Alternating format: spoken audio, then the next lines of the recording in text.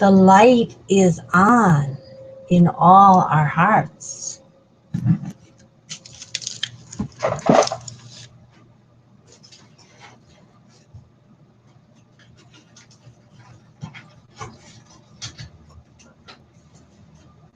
Bear with us a moment. Technical problem being fixed.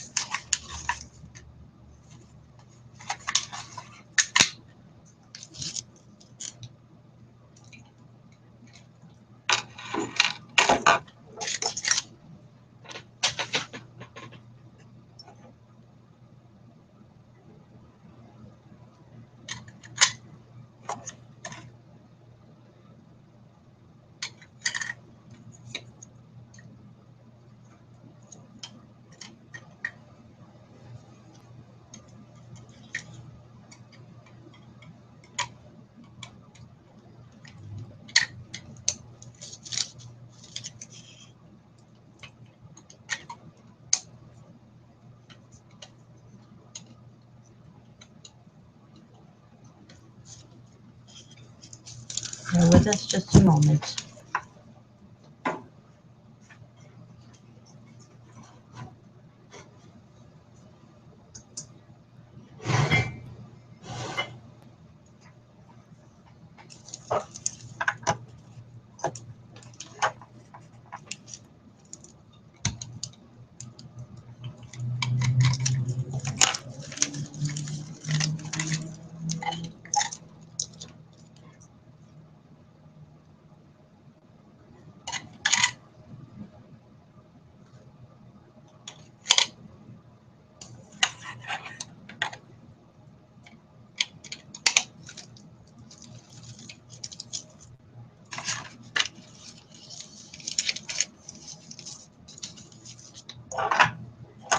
Now we're ready.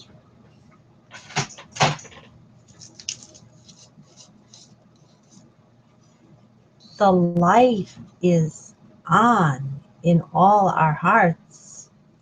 We have with us marvelous, miraculous, budding, blooming flowers in water.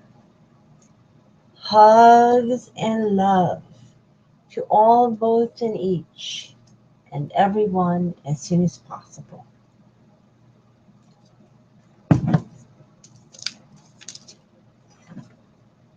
Hugs and love. The light is on in all our hearts. We have with us marvelous, miraculous, budding, blooming flowers. Hugs and love to all, both, and each, and everyone as soon as possible.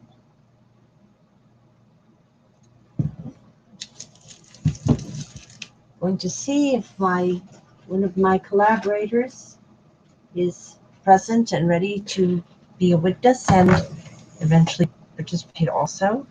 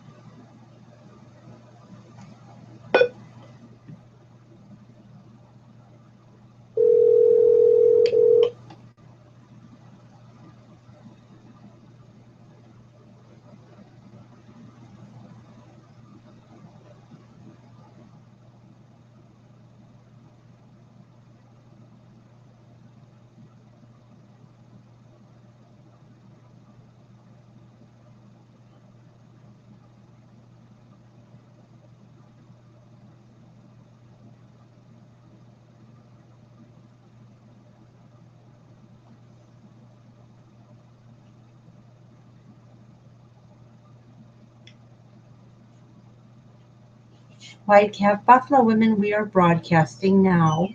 You are welcome to join us on this conference line. I speak for you. We are all related.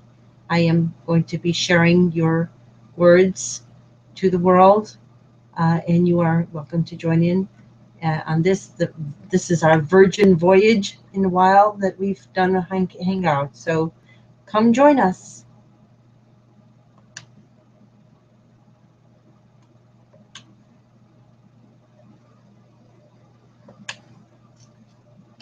and goodbye.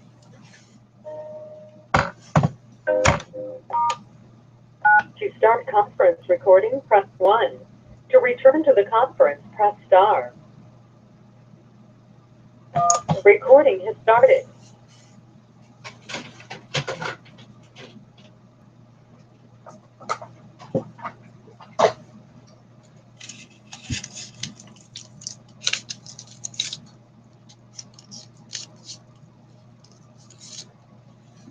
And we also say, the beginning of these ceremonies, Namaste, the divine within me greets the divine within you, and Mitakuye Oyasin, we are all related in Lakota Sioux language, and we also modified that a bit to say, Mitakuye Ko Savior All.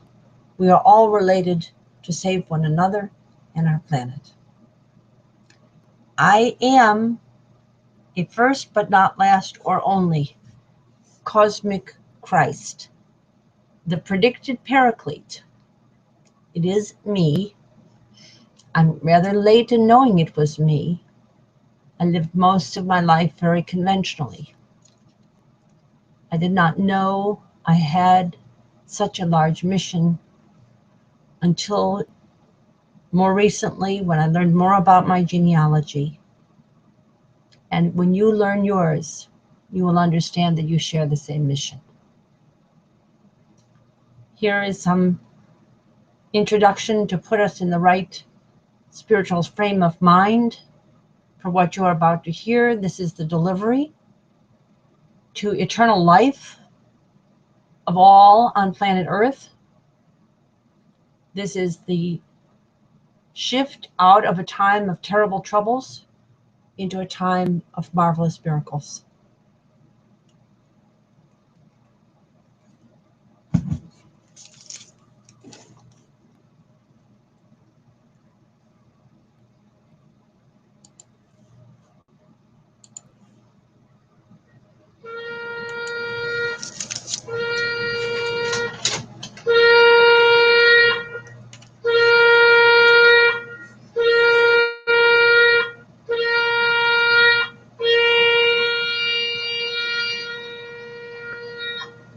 In the thunderous blast, she emerges, her eyes on fire, the mighty priestess.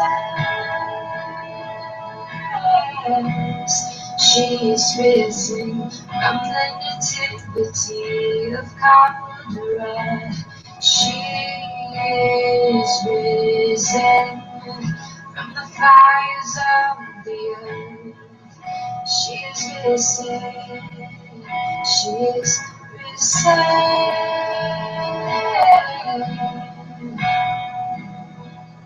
She is risen.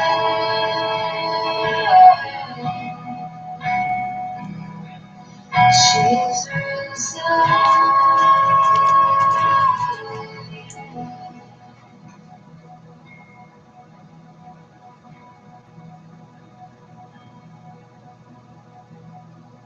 We are risen. We are risen. Are risen.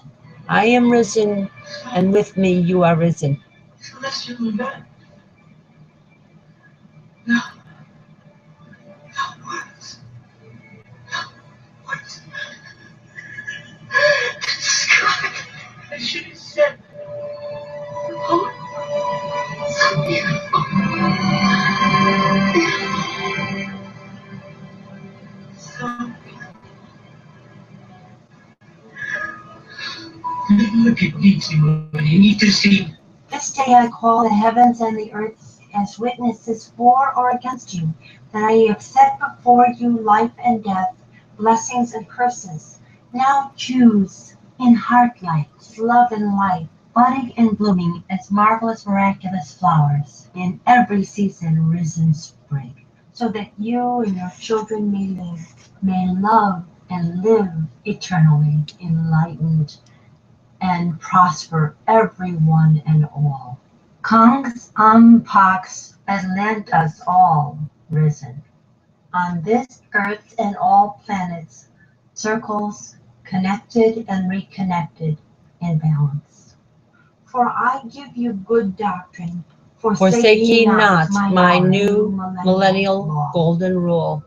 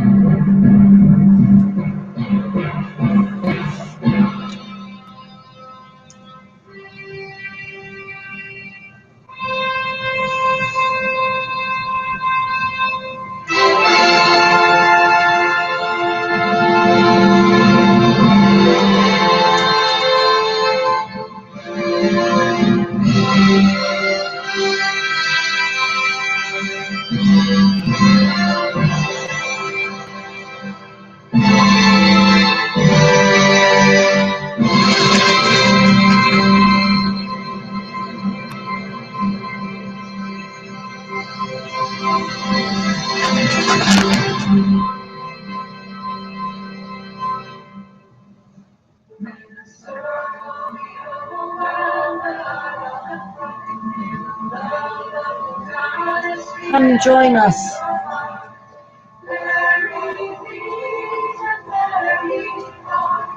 Marry me again. Blessed be, blessed be.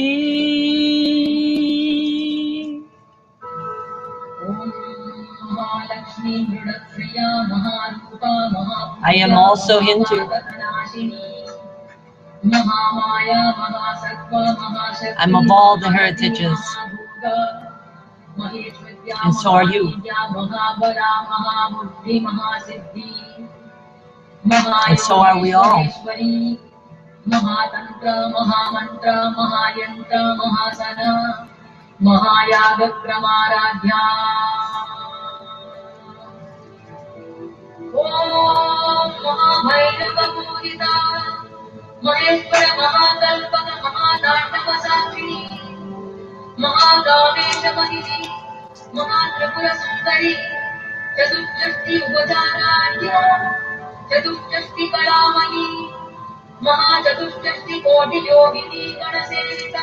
Namaste.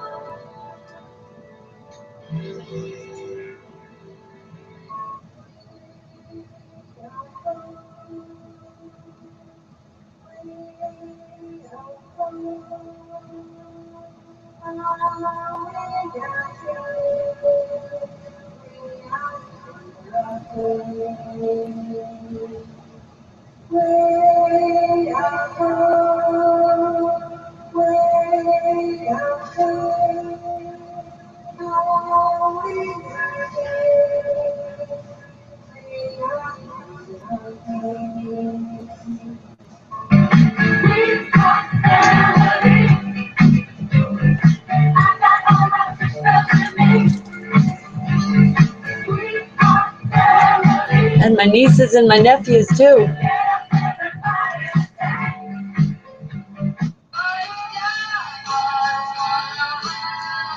All of us.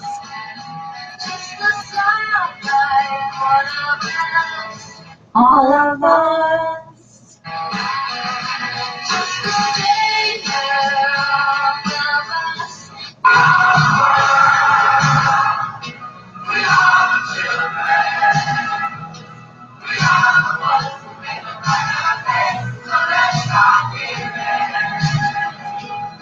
There's a choice we're making. We're saving our own lives for you and me.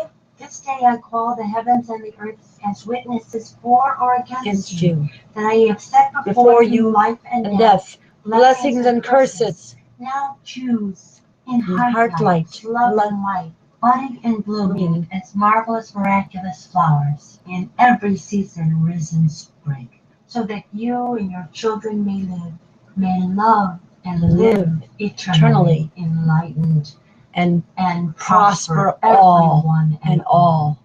Kongs Pax Atlantis, we are all risen. Atlantis risen. On this earth and all planets, circles connected and reconnected. The circles, the most holy figure of For I geometry, give you good must guide us doctrine. now. Forsake ye not my hour, new millennial Forsake ye law. not my hour, your.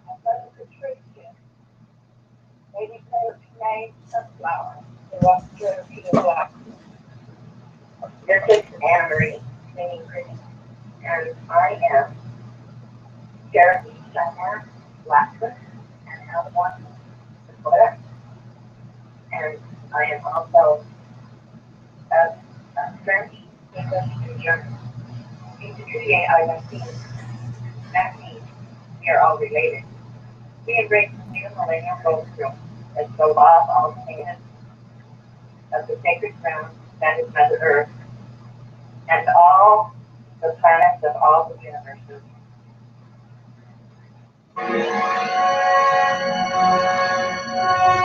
This is our future come now. We don't have to wait for the 24th century. If we do, we won't make it to the 24th century. We have to choose it now.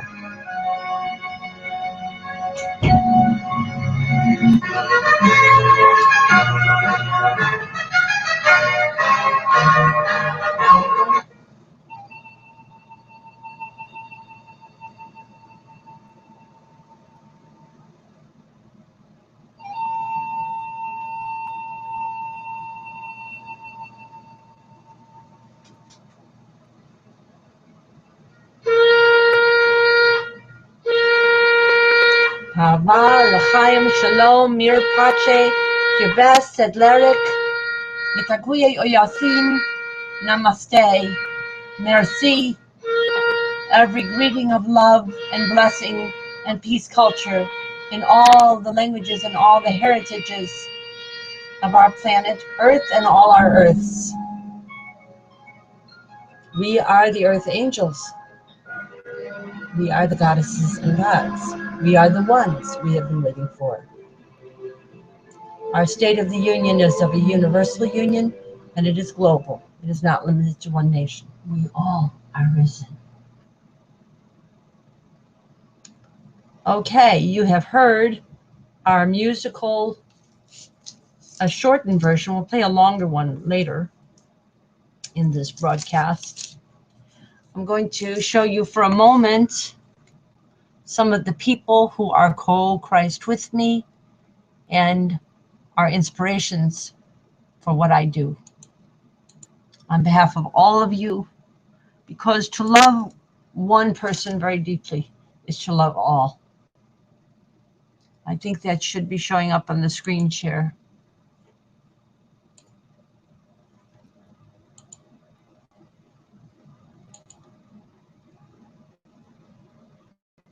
Okay. This is my family community. This is our great and grandmothers, our Matronicht, our goddesses of our family. Some of them were famous. Today is the birthday of a very famous goddess woman who lived in this part of the world, Alice Perry Paul. Her mother's name was Tacy Perry. We know her as Alice Paul. By her bravery, her wisdom, and her endurance and strength, through her hunger strikes, she brought voting to mostly half of the human family that had been denied it for so many thousands of years.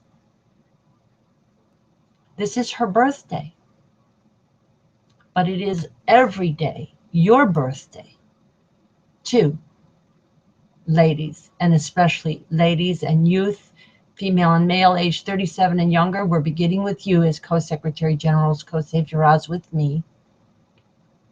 You make the difference now, and it's a lot easier. We probably don't need to do a hunger strike, but we do need to refrain from certain activities that have gotten us quite confused. I will show these people and they will come themselves to these conferences soon. I expect you'll see them all by the time it's spring and the real beginning of the new year in our new millennial calendar. We do not begin the new year in winter. My birthday, my cosmic birthday, is December 25th. My birth on Earth was September 25th. My birth from my goddess incarnated mother, Harriet, who is pictured here. Among these women are great and grandmothers, great and grand Aunt Clara, Antoinette, Harriet, Rose, and Dorothy, and Lynn Margulies, the mother of the Gaia effect, who was one of our Casitas, whose sisters and daughters are our family, and who was the first wife and probably the first great love of his life of Carl Sagan. She was Lynn Alexander Margulies. She later married into our family, the Margulies family, which is a very achieved and brilliant family. We are interconnected to the family of Hillary Clinton through the mother-in-law of Chelsea, who is the daughter-in-law of Marjorie Margulies. And we have our family, and your family is intertwined with our family and every family, because today modern anthropology has shown us very clearly that everyone on Earth is no more than 50th cousina and cousin away from everyone else. We are all sister cousinas and brother cousins, because what is a cousina? But it is the daughters of sisters and brothers, and cousins are the sons of daughters and sisters and brothers. And there you have the entire human family on this planet, the tree of life with a heart in it. Knowing that what we need to do, remembering Alice Perry Paul, is move away from the pall upon us that patriarchy has been, and move to the peri and the parity of our denied mothers, who were denied for so many generations and became adjusted to their second-class status, not to the benefit of men, but to the detriment of men. Patriarchy is a system of anthropology. It is a kinship system. Over time, it cumulatively destroys the family and community and society and civilization, because it keeps half, at least more, it's really more than half, of human genius in a subjugated or enabling and submissive role, such that their full genius does not flower. And it is not expected to. And so that gender lives down to lowered expectations. It doesn't help the great numbers of men. It temporarily assists the more dominating and manipulative of men. But even they too fall prey to the long-term waste and want and wars of patriarchy. So patriarchy is the great sin. It causes all the separations of the human race. It has given us the illusion that our nations are more important than our planet. This is a delusion. Now, today is also right within the week, the day after the Sunday was the beginning of the week, that Mary Lambert's dear husband, Tom Lambert Payne, delivered Common Sense to North America. Common Sense called for a representative government in which women were fully present and equally present with men, where indigenous people, wherever the land was involved, were fully integrated into the government and fully present, where slavery was not allowed, nor indentured servitude, and where there was no property requirement for public service or to appear on a publication.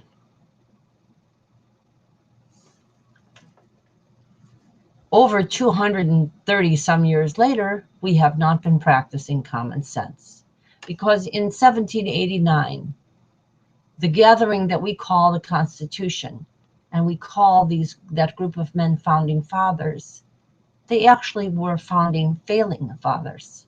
They failed at being fathers because they failed at being husbands, because their wives were not present, even though Abigail Adams wanted to be. And other women like Mercy Otis and others came forward and wanted to be there. But so many women were illiterate then, and so many of the indigenous and people of color who had been brought here in the slave trade were illiterate. What is our excuse now for not fulfilling the parity that is in Alice Paul's Perry name, her mother Tacy Perry's name? What is our excuse? Alice Paul was a brilliant woman. She went to Swarthmore College, one of the 7 sisters of colleges, and she came into the feminist understanding when she was in England, which is, of course, where Mary Lambert and Tom Paine were there, and also influenced by Mary Wollstonecraft, who wrote the Vindications of the Rights of Women and Men. And Tom Paine, not long after that, wrote an occasional letter on behalf of the female sex, and about a year later, not even a year later, published Common Sense, making him the father of the North American attempt at democracy, not the men who screwed it up in 1789. So our State of the Union is a little bit more truthful than the ones that you've been hearing for the past 200 some years. They have been a lie. And although the men who are involved in that lie may have some good intentions, maybe they realize they're embedded in a lie, maybe they don't. I don't know. But my family genealogy also goes back not only to that, as you'll read on the About section of the website, Mariam of Magdala and Mariam and Jesus of Nazareth and all their interrelated kin. They were cousins and cousins, including John the Baptist and all of that. Their mothers, they were all connected. But it goes further back to the Minoan civilization, so-called, really should be called Atlantis. It was Atlantis, and it was the longest survived civilization on the face of the planet that we know of, without war, and with very little income inequity, and yet flourishing, thriving trade and arts and sports and science. It was the origin of the Eleusinian mysteries, which we are revealing today, as to how the Eleusinian mysteries reveal their truth, that all people can achieve immortality and become goddess and godlike. This is what Mariam of Magdala and Jesus of Nazareth were talking about. The many mansions are not only of the Father, because they were somewhat embedded in patriarchy, but they had a little understanding that the female was equally anointed with the male, and they spoke that, which was extremely revolutionary in their time. In our time, it shouldn't be revolutionary at all. We have all kinds of evidence that women and men have about equal intelligence. They have little different and overlapping areas of specialty across the broad brush. There are individual differences, but across the broad brush, women have a little bit more of the nurturing and connecting and intuitive wisdom. Men have a little bit more of the spatial, the active, and the, let's say, sensing wisdom.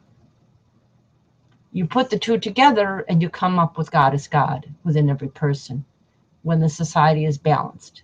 So our new millennial golden rule that we have been delivering, including the white calf buffalo woman whose voices you just heard, Anna Marie singing cricket, and Ma Patricia Sunflower, who are Lakota, Cree, Blackfoot, Cheyenne, and Cherokee, as well as English, French, and German. And I, of course, am both Middle Eastern, Mediterranean, Middle European, North American, perhaps back further. I know I am a relation through Mariam, who was my ancestress. Obviously, Moses married Zipporah, who was a black woman. We are all related. We are all related. And also another branch of our family is that of Kasturba Kapadia Gandhi and Mahatma Gandhi. And that is through the Roma, who came through Romania and Hungary, where my family came from. Our family came from. And was a crossroads for every religious heritage on earth, including Baha'i and Unitarian Universalism, as well as Muslim, as well as Christianity, as well as Judaism. They were all there in this very interesting place. The Unitarians and Universalists came up with the best understanding of their time, which was religious tolerance and open discussion of the differences among the religions, so that one could learn from one another, so that each one could learn from one another. I am the cosmic Christ, first but not last or only. I represent all faiths, and I represent all planets, not just the planet Earth. I am, through the Minoan or Atlantis or Aradnian civilization, whatever you want to call that long-lived civilization based on the Isle of Crete, I am the living incarnation of Astrea, the goddess of the Statue of Liberty, who is brought to Earth, to return to Earth, to bring about the Golden Age. I bring the Golden Age not only to Earth, but to all the Earths. Because as you embrace the new millennial golden rule, read it at 5050now.wordpress.com, you will understand that through that simple mechanism,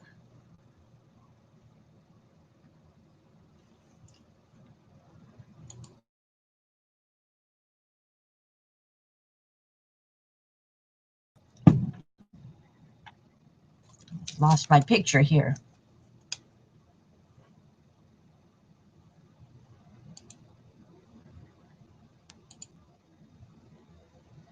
There we go. Through the simple mechanism of the combined elements of the new millennial golden rule, we fulfill the dreams of Alice Perry Paul, of Mary Lambert, and of Thomas Lambert Paine. And we are functioning with common sense, common wisdom, and common divinity. We become divine democracy with immortal life. Those are my gifts. My gifts will immediately put in a cessation to global warming and reverse it. Our gifts will bring the flowering of human genius from every person, female and male. If you go to the website today, we have an essay there, which I've given you as a link. We all have a dream to make reality now. And we talk about Gina Davis, whose birthday is also in January. Gina Davis has been fighting for parity for women for quite some time under the shadow of the U.S. environment, she's watered herself down a bit and focused mostly on entertainment and cartoons of late. But she has spoken for the United Nations on the issue of gender parity. Where is it, North America? Why, so many years after Alice Paul's hunger strikes, are we ranked 94th in the world in representation for women? That is not to the credit of men nor women until we change that. And North America make the entire world number one in balance of gender of the planets.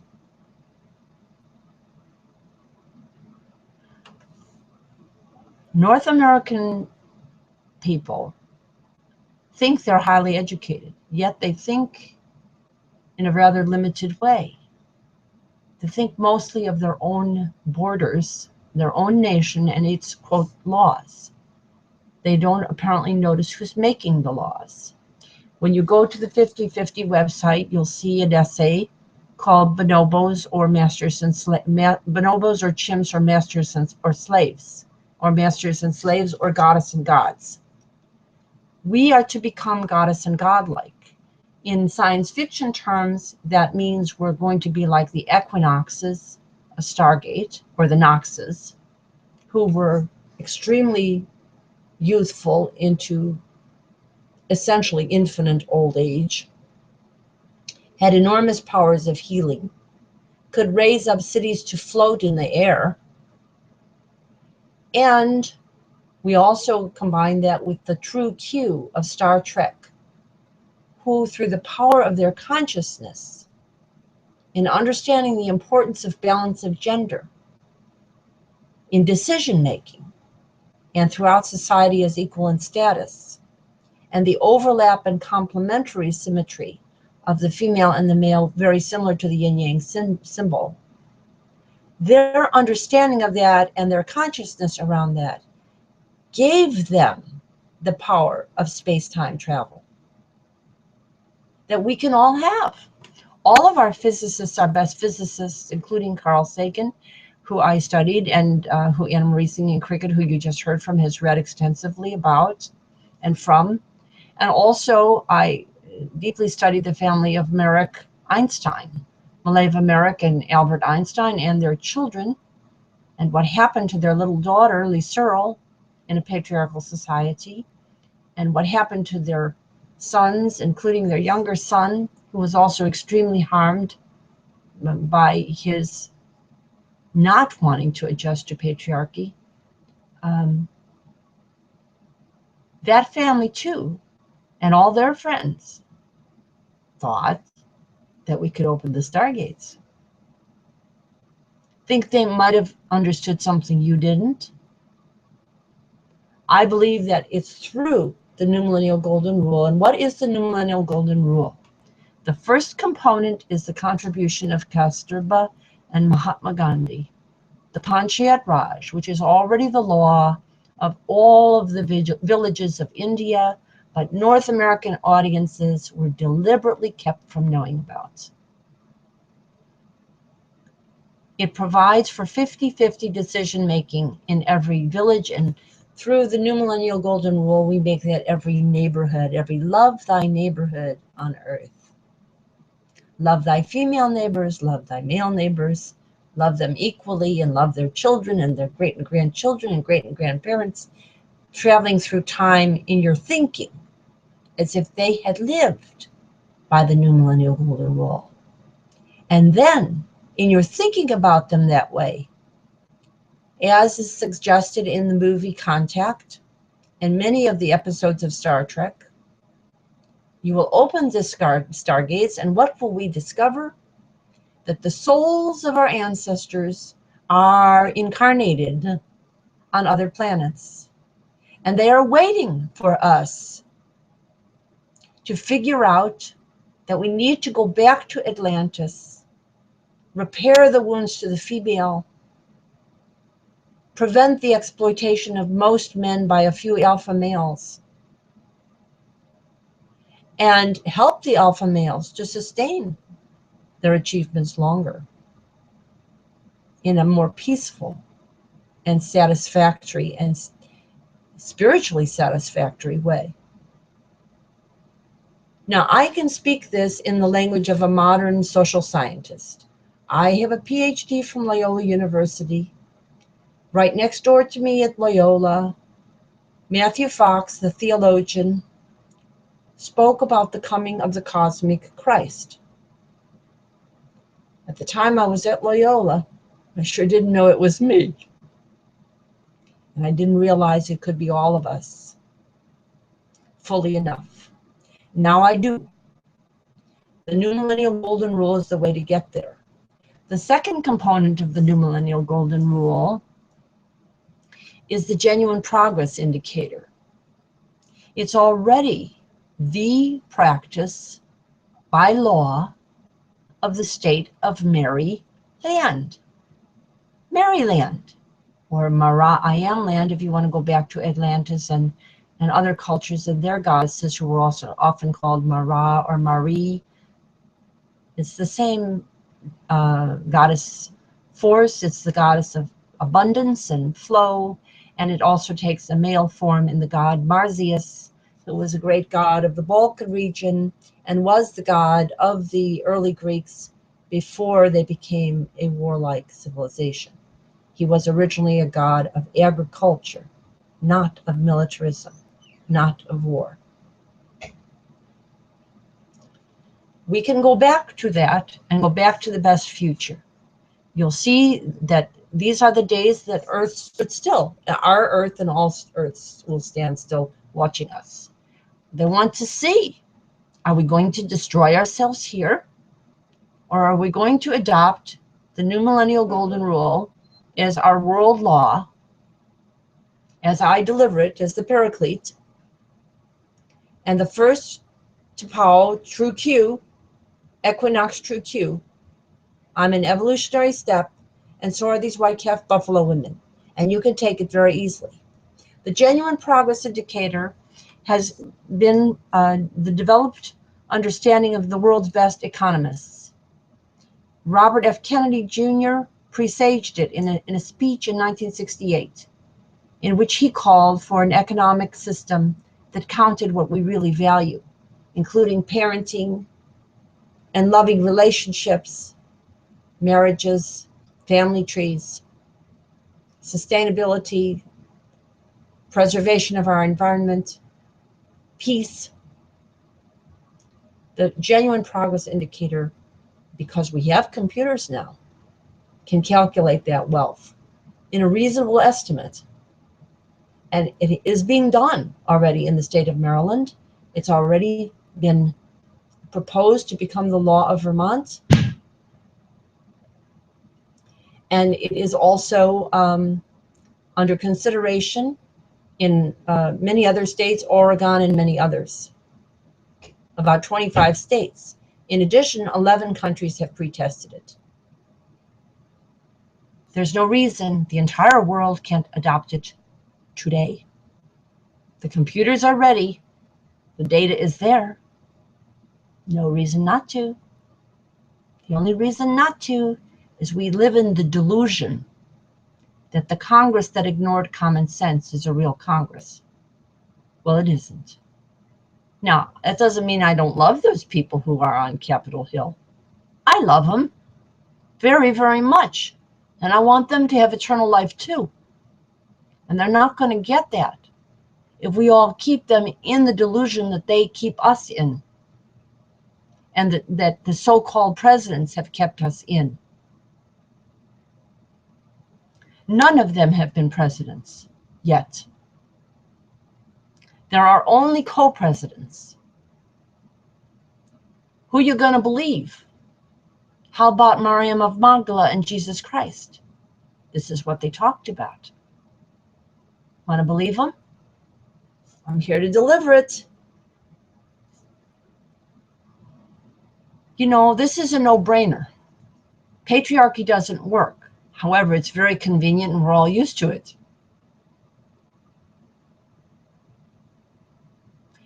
Just like people who get used to smoking. They smoke packs and packs a day. It's what killed Al Gore's sister. She lived in a patriarchal family. They didn't prime her to become a president. That's an inconvenient truth, too. I ran for president in the millennial year in the year 2000 with a man of Finnish heritage who was born in Montana, where women first got the vote after the great activities, just before the great activities of Alice Paul to bring women the vote throughout the United States region. We ran on a balance of gender ticket, and we coordinated a number of other tickets that were the same arrangements or had two women. We were also reparative to women. Either way was acceptable to us. Two men on the ticket were not acceptable to us. That was before I knew my genealogy. Now I know that that was not only a political act, but it was a spiritual act. It was a spiritual campaign. We called it the We All Win campaign. Now I know it's the We All Win ultimately and eternally campaign. That is the gift my family and I will be giving to you and to all of their neighbors and to one another. And you will be giving because you are our family too. We are all related. Mitakuye or Yasin. That is a fact. Many people in our culture are emotionally reeling and injured from the injuries of patriarchy, and they take the toll on the body too. In my family, people have suffered colic, heart disease, diabetes, and Alzheimer's. And I have many neighbors who have succumbed. I know of one who was very close to me for a while, to cancer. But all of this is totally a product of the stress that patriarchy produces. When you leave half of the human family as adults out of decision making, you are creating stress. Because it's like not listening to half of your mind. Leaving only the one half turned on and the other one is turned down. That's what's happening in North America. That's why people are having more and more difficulty even thinking about the political arrangements in North America, because they're totally unbalanced and they can't work. Now, so we told you about the genuine progress indicator already used in Maryland and already under consideration before the legislature of Vermont. And the third component of the new Millennial Golden Rule is the circle process to gather with women and youth aged 37 and younger, like the pictures that I've showed you of my family. They're very marvelous and miraculous people. They know about these hangouts and other conferences that we've been holding. I'll show you more of their pictures in a little while. But your family is precious to you. Your family also has marvelous, miraculous heritage. We all do. We all go back to the original families of this planet, wherever we came from, whatever our heritage, wherever our migration. So in every family, there is enormous genius. My family is related to some very famous people, past, present, and future, I believe, because we are the future. We are going to open up the stargates. My family is going to do that. I'm pretty sure. Because I am doing this.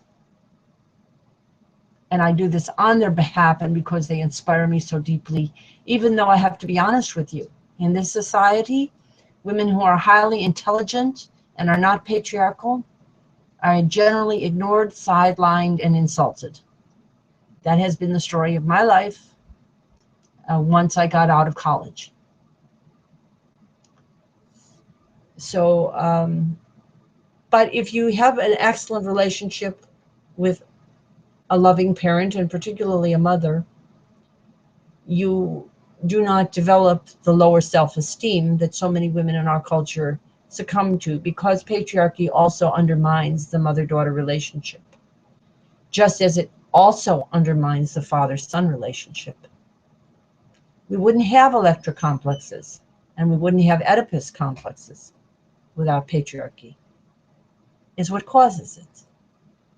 Otherwise, everybody would be hunky-dory most of the time.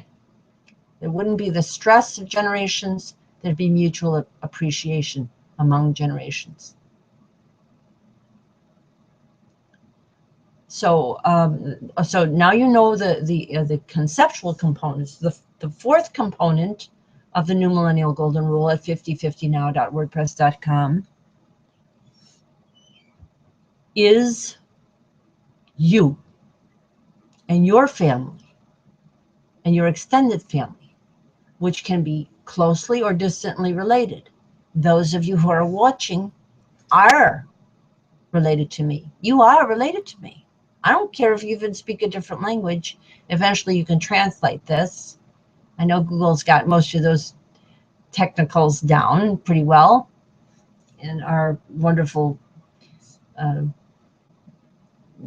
so many people who have worked on the internet. It is easy to translate almost anything, and I'm sure that this will be translated. Some of you may come from heritages that make it very hostile for me to say that women should be equal, but that is not hostility, it is love. Because men do better when women are equal. They really do. And so that's what it shows. That's what the story of Atlantis proves to us. And the civilizations is sustainable instead of eventually an empire that cracks and falls. So those are the four components. The fifth component is the Mother, Father, Goddess, God. Omnipresent, definitely listening to this broadcast, listening to every Google Hangout, noting who doesn't bother even to try Google Hangouts, noting who comes, noting who doesn't come. Mother, Father, Goddess, God are everywhere, and they're in everything. In everything. Their heart light is in you, and their budding and blooming and growing quality, which is what keeps the whole universe growing and enriching itself, infinite diversity and infinite combinations, is in you. It is in your children. It is in your neighbors, and it is in your neighbors' children. They are divine. You are divine. But patriarchy makes you think that a bunch of old men automatically know more than you do, whether they're the head of a government or the head of a church or a synagogue or a temple or a mosque, because it's an older guy, he knows more. Or it's a guy, he knows more. It doesn't work like that. And the really smart guys know it doesn't work like that. The really smart guys want women as their partners, not as their underlings. They want a higher love. But in North America, we've been going downhill. The reasons for that are very complex. It's no one's simple fault. It definitely happened in my family. It definitely happens in most families. And I think for me, one of the things that I came to realize was leaving my hometown was a mistake. That if I had stayed in my hometown and worked with the women who I knew growing up in grammar school and high school and stayed there for college instead of going away. And now that the internet is available, it's so much easier to do that and still get a top flight education. I would have done a better service to my family, to my community, and to my world. So I'm looking back, you travel in time and you see mistakes. As I said, I lived a conventional life. It was like most people. If I had good grades, I wanted to go to the best college according to the field I was interested in. At the time, I was told that was the University of Michigan. Now looking back on it, even though maybe it wasn't as highly rated in psychology at that particular moment, I would have been better to stay in Chicago and go to the Chicago Circle. And that circle is a revealing name. I would have been able to stay home with my family. And there wouldn't have been a disruption among the women that I grew up with. So I'm looking back and I look at the way Americans live. Americans live their lives with segments.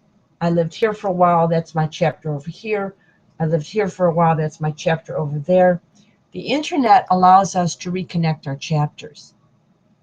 That's why we are becoming the Q continuum, because we can make a continuity among the people that we knew at various moments of our lives. We can actually introduce them. We can weave and weave and weave like weavers all of the people we've ever known and will know. And the genius that comes of that is truly the true continuum. It is truly the equinoxes of the Stargate. There is no limitation on it.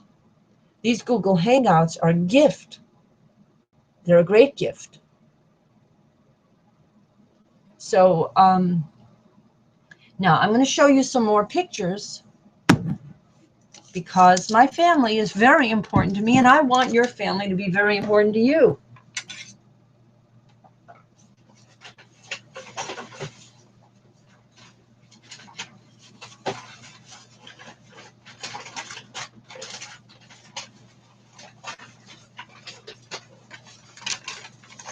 Here, I often hold these pictures up from my family in ceremonies that they attend or don't attend but know about and get word of.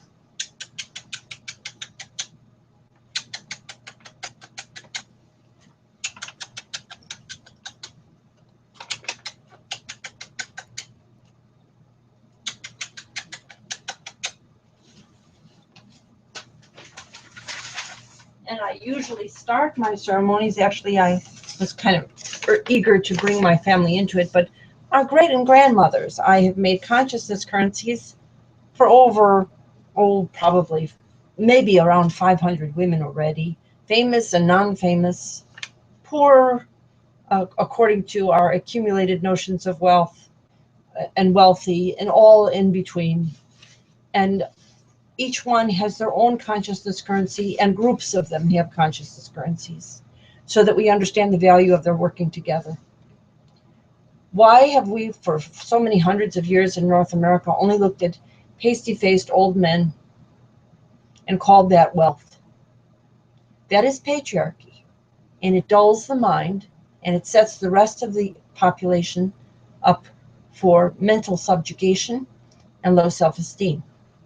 It is originally meant to be inspiring. It's good to have heroes, but it's even better to know that everybody can be a hero. So that's that. And of course, I have other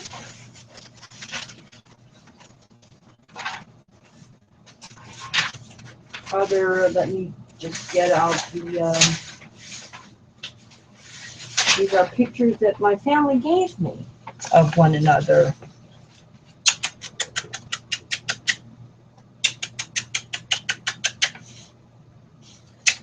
Our younger generation.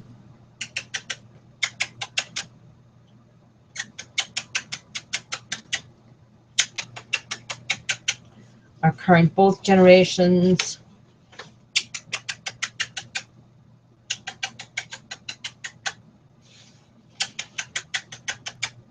Sisters and mothers and people that came across the country to meet one another and learn shared genealogy, and family that had lived in places as far away as China. And in fact, I kind of like to use this picture, so a little bit larger. It's a more spring-like picture, and I really believe that by spring, this world will be out of the old and into a truly new year and new millennial years. via the new millennial golden rule. And I believe that Goddess God will protect my efforts in doing this because Goddess God loves us. Goddess God loves us and wants us to love one another. It is what Maryam of Jesus and Maryam of Magdala and Jesus of Nazareth, and all of their kin taught. And the Essenes were impacted by the Atlantis civilization. We now know that the Gnostics and the Essenes, which brought a lot of their wisdom into the understanding of Jesus of Nazareth, and he spoke in parables very clearly, very similar to Tom Paine. And I believe that Tom was a reincarnated version. He may have been Doubting Thomas. He may have been the Apostle Thomas, reincarnated. And he was a doubter. He was a little bit of a doubter. And Tom Paine was a little bit of a doubter of traditional religion, more than a little bit. But he was a deeply religious man. And he very much believed in the almighty force of love and democracy as an expression of that. So this is his time, this week.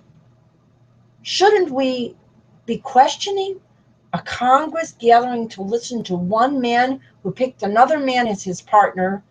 It doesn't matter that he is, it's not that it doesn't matter that he's a man of color. That was a good step considering our story in this part of the world, but it got stuck there because he clearly became a token. And I don't know why he didn't pick a woman for his vice president, the way Mondale did with Geraldine Ferraro. All I know is that there were pressures on these people that made them falter. I believe this is partly a problem of the wives of our political men. I've written to Michelle Obama many, many times. I've tried to speak with her. Why is it that the women of Rwanda have better representation than Malia and Sasha?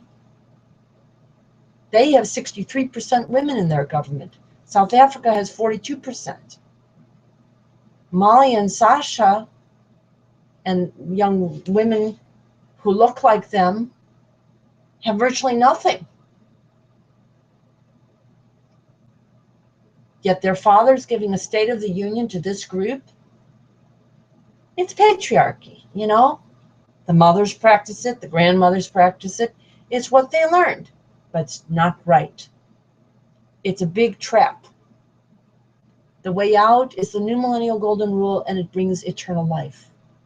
Atlantis risen, divine democracy, and every love thy neighborhood on the planet Earth, the fulfillment of Kapadia Gandhi's families, the current descendants of Sonia Mino and the recently heroic but we lost Rajiv, and their children, Priyanka and Rahul. They have so much in common with my family. Their mother, Sonia Mino, who's also likely, like me, descended from the Minoan civilization, from Atlantis, lost her courage and did not run herself to become prime minister. She had the Panchayat Raj as her really great platform. And yet, under the pressures of patriarchy, essentially also coming out of North America, she backed down. And her daughter backed down. Well, I don't back down. God is protecting me. And I will warn you, if any harm comes to me, this planet may not make it. Will not, mostly not make it.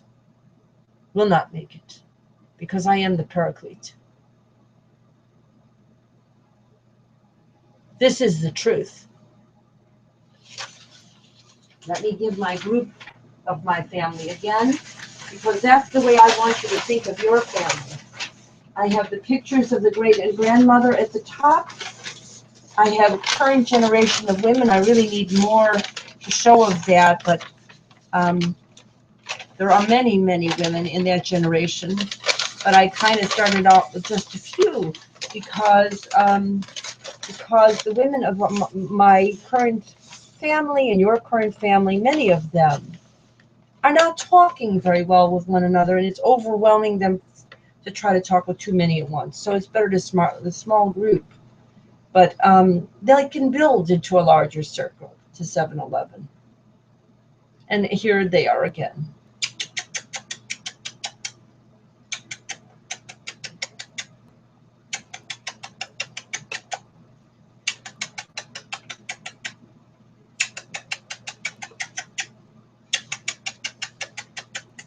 I can give them, I really should give 11 sets of 11 kisses. Just take it on faith that I do in my heart. Because this is on the ancient calendar. This is the 11th day of the 11th month. 1111, and the L is in my name. It's the French name for the female, and it's also the ancient Aramaic and Hebrew name for a divine personality, a divine incarnation. Eloha for the female and Elohim for the male. That's what we are. That's what we're supposed to be. We lost our way, and there's a big culprit in this situation that Google's Hangouts and the live YouTubes can help us overcome if they're aware of what they're doing. Right now, as I speak, they're showing a so-called debate among some very lovely people. Hillary Clinton, Bernie Sanders, and Martin O'Malley. That they left out Jill Stein and a bunch of other little people, it doesn't seem to bother them because they've learned to not love thy neighbor as thyself. So they don't care about Jill Stein because they have a party name and she doesn't. She doesn't have the right party name. She's not keeping up with the right Joneses, I guess.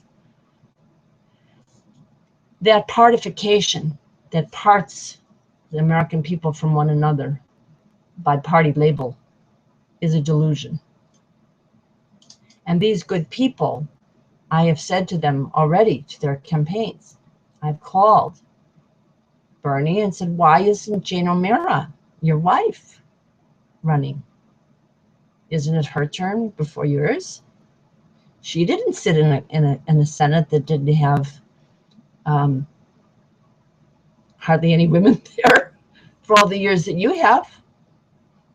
She's a little bit less guilty than you are. And how about Martin O'Malley, as brilliant as he is, and he did bring the Genuine Progress Indicator to Maryland, and I really like him very, very much. He also has his beautiful wife, Miss Curran, and a family of daughters and sons. Does he really want to usher in another term as just the patriarch? And what about Hillary, who is my relation through Marjorie Margulies, who is Chelsea's mother-in-law, Charlotte's grandma? Hillary's a lovely lady, but like a lot of women in the United States, she thinks power comes by imitating a man. In part, we can learn from them. We can learn their assertiveness and their ability to act in an emergency. Men have some great talents.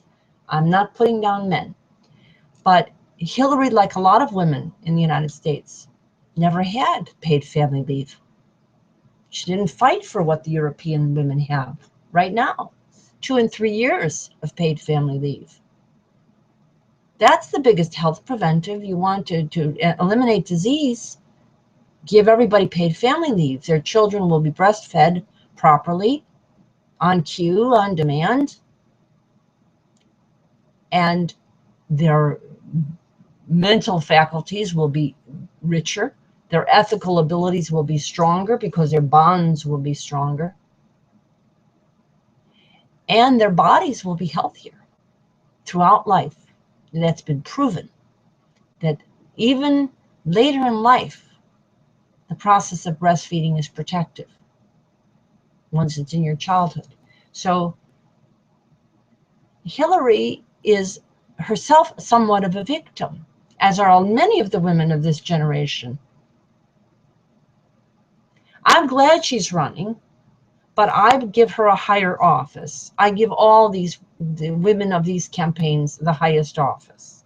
It is the office of Co-Secretary General Cofederation. I'll show it to you.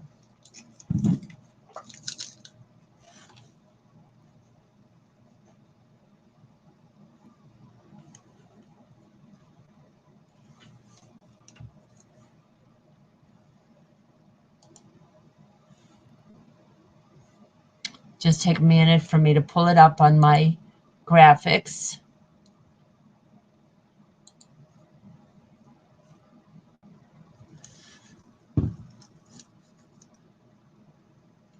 I'm just, you know, you can all do this. Bear with me a moment. It takes just a minute. It's not every day you get a chance to talk to a paraclete, and I'm just an everyday paraclete. Your everyday common sense paraclete. I have a sense of humor about this. I'm not full of myself. We all have divine qualities. You do too. But I have the understanding. And I have the right genealogy to say, I am who I am. I am that I am, and I am who I am. And those that I love, I know that they shall be with me in doing this. They shall come into this with me. All of you will. There isn't a person I've ever known or known of that I do not love. But I do not approve of many behaviors, and I certainly do not approve of patriarchy as a system. And neither did Maryam of Magdala, and neither did Jesus of Nazareth. And although Jesus of Nazareth spoke mostly of the Father, I am quite sure that if he was alive today, he would join me in speaking of the mother-father aspect of God and the yin and the yang. He simply was himself a product of his time and aware of how deeply the people of his time were embedded in patriarchy. Today, you have a little bit of edge up, and you have the internet and education to help you know the difference, that there is a difference between an egalitarian society and a patriarchal one. In Jesus' day, the women could not vote. They were chattel. Even the Roman women could not vote. It was a very different time.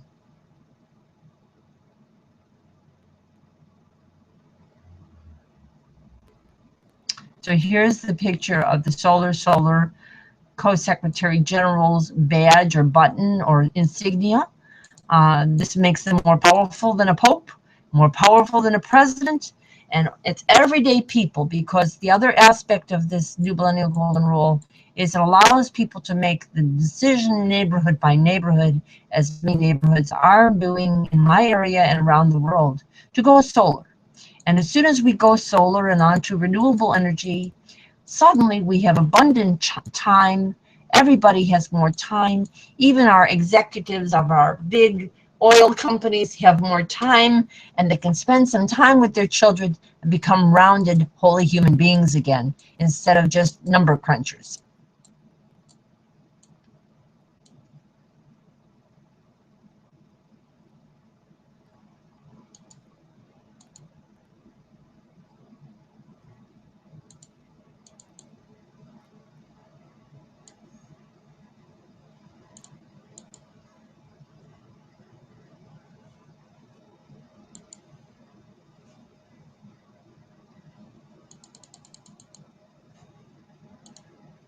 Okay, this is going to come up in a minute. I'll show you the solar.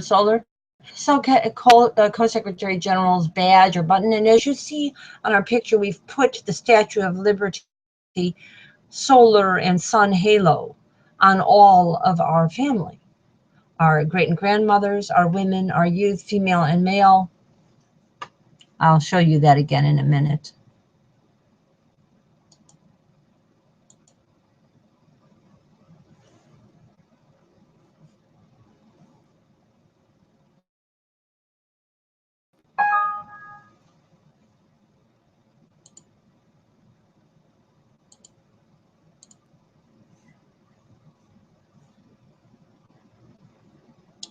All right, here's the family with the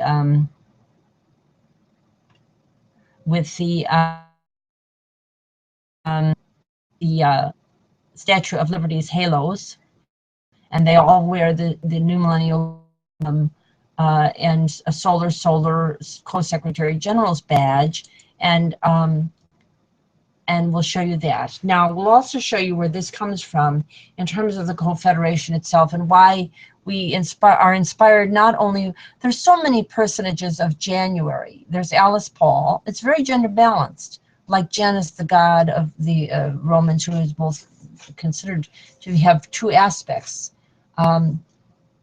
There's Alice Paul, and there's Gina Davis, there's Tom Paine, who was born on January 29th. There's the celebration of Mahatma Gandhi, who was born around when I am, a sign of balance, a Libran person.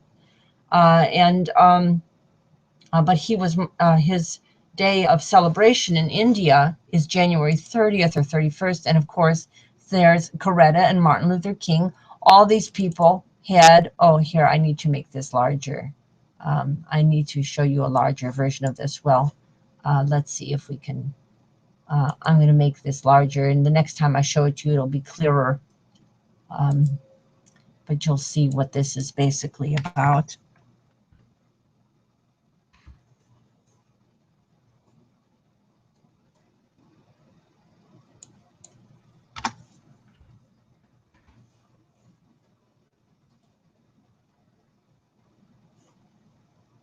That didn't work. Let's try it again. There it is. Now, Hillary Clinton is a solar co-secretary general. So are all the Brannock, Skakel, Fitzgerald Kennedy women, who we also think have an absolute claim to have been presidents long time ago. And how about all the people related to Eleanor Roosevelt? Don't they have a claim? Go back in time and think of all of these women told that they couldn't do that. How many were told that they couldn't do it? And people like Anna Marie and her mother, Ma Patricia, Native American people, oh, you can't do that. This is what patriarchy does. You can't do that. You live in a psychological jail, and you're not allowed. So we give Hillary Clinton and the wives of Martin O'Malley and Bernie Sanders and their daughters and their mothers, and also Michelle Obama and Malia and Sasha and Lois, Michelle's mother. And why in the world does Valerie Jarrett, whose mother works at the Erickson Institute in Chicago, which is all about child raising, think it's okay that the American people don't have the same kind of family leave that the Europeans do? Google's board knows about that. Google's management knows that you here in the United States getting on their hangouts don't have the family leave that the people in France and in Germany and in Austria and Slovakia do. But they don't talk about it. They talk all about their new software. How about their new kids?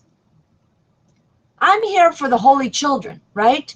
I'm a paraclete. I was a holy child. My mother was a holy mother. My sister and my family and all of my nieces and nephews and all of my Shekinah, my Kazinas, they're all holy to me. I love them all, and they're all holy, and they really are very smart, all of them, and they're very, very capable, but they don't realize the way I do that I am holy, that I know what Jesus knew about himself.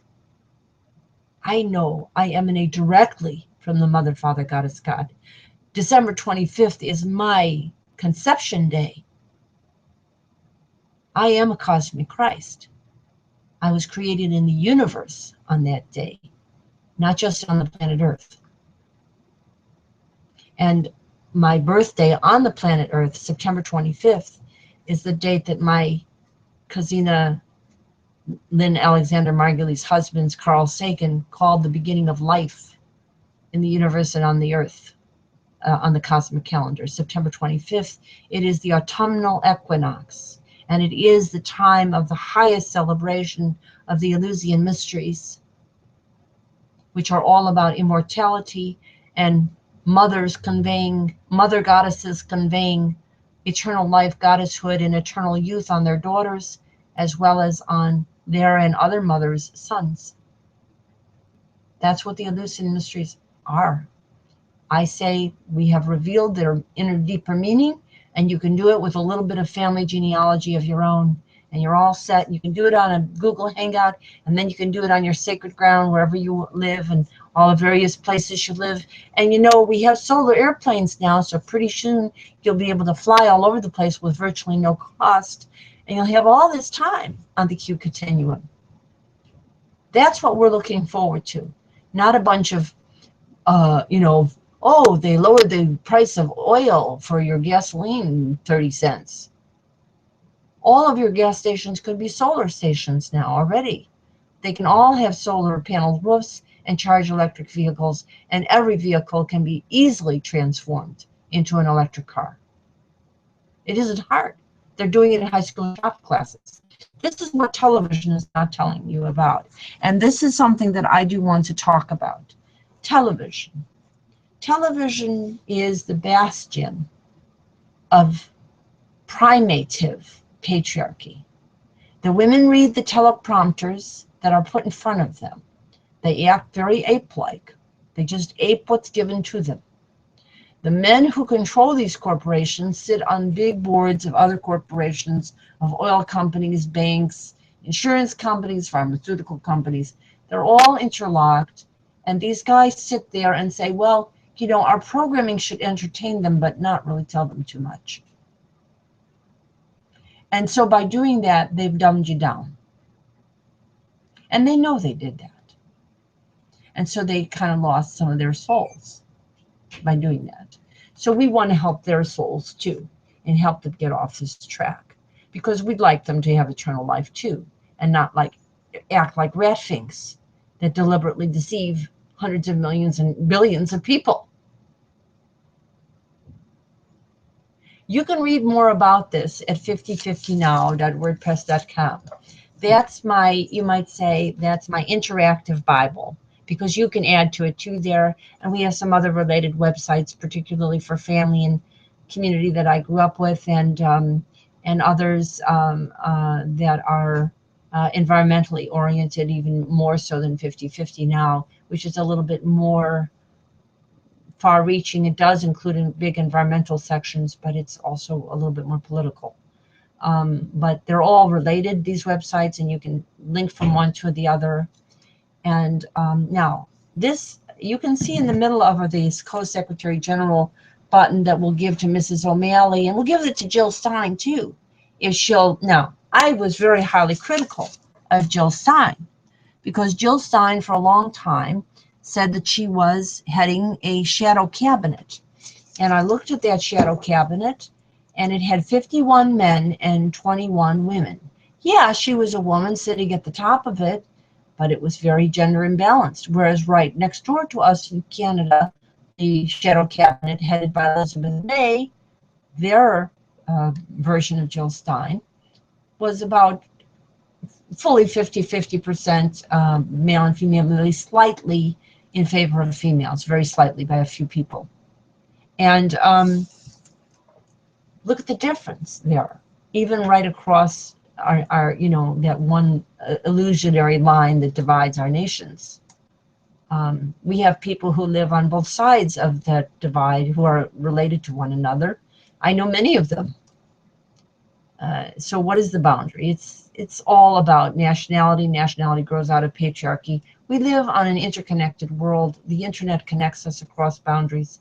If we allow the internet to become balkanized, Goddess God will whop us.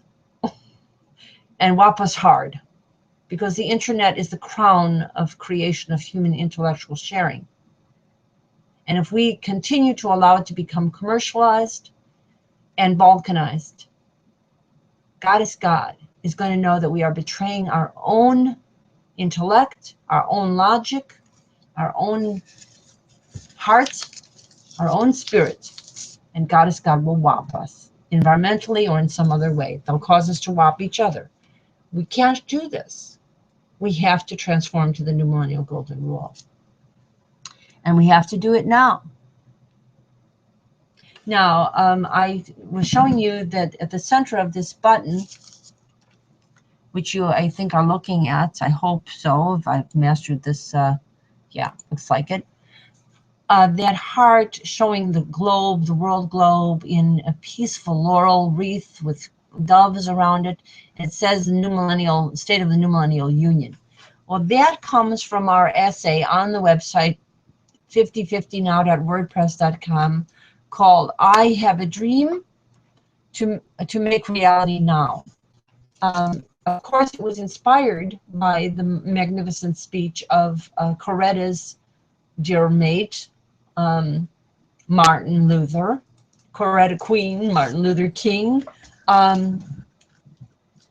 Coretta the crowned queen, should be, by all people, equally to her husband. And but it derived from that inspiration. And Gina Davis, the genius that we were talking about, born in January, specifically quoted it, that this is not the time to relax. We have not reached our goal, which is democracy, and particularly for women. It is appalling to me how many women say they're interested in this or that male candidate. Do they really have so little regard for themselves and their own gender that they can know that Angela Merkel is the head of Germany, and there's been women presidents and candidates all over Nordic countries, and many in Africa and Latin America, Christine Kirchner, and many, many more, and vice presidents, loads and loads and loads of them. And they sit there and think that it's fine that this debate have 1 woman and 2 men. That's not fine. That's stupid. And I've come to the conclusion that Americans are stupid, but not deep down. Deep down, they're quite loving and they are quite divine. And they just need to regain the common sense that Mary Lambert's husband, Tom Paine, delivered to them. A government that's equally female and male, fully including of all minorities. Youth are included, and you don't have to be rich to sit there. Accumulatedly rich. We all will be rich with solar energy, and the time that will abundantly free up for all of us will be rich in life experience, rich in learning, rich in capacity for literally space-time travel. We'll be very rich, and we'll sit on the internet and go and visit everybody's mansion, because everybody can put a webcam like I did in a room where they can show you. My room is a bit of a messy Messiah's house. I'm a bit of a messy Messiah because I don't have time to do such perfect cleaning, because I'm trying to clean up a planet. So I love you all. And this is easy for me to joke about. I'm kind of a jocular Messiah. And I think Buddha made quite a bit of humorous jest too. And so sure did Jesus Christ, although he's not often shown in that way. And we're all Christs. Christ means anointed in Greek. It's Mariam of Magdala Christ too. Mariam Christ, that's her name. Mariam Christ. She was equal to him. He thought so. He even thought in some ways she was superior to him. Just read him a little bit more carefully and look more deeply into that life. They were all Christs. You're all Christs. You're all better than popes, and you're all better than presidents. You're co-secretary generals, co-saviors. And so this takes us to where this is derived from, which you'll see is a big graphic on that essay. Well, let me just go to the essay. Let's see if I can pull that up. Yes, that's the best way to do that. It's a sermon, is really what it is, about political realities and their spiritual aspects, and especially related to gender, but also to youth and age and minority status. And then I'll show you the government that we already have going. We have women and youth from every continent. Gnome family, those I don't know as well, but I've only read about.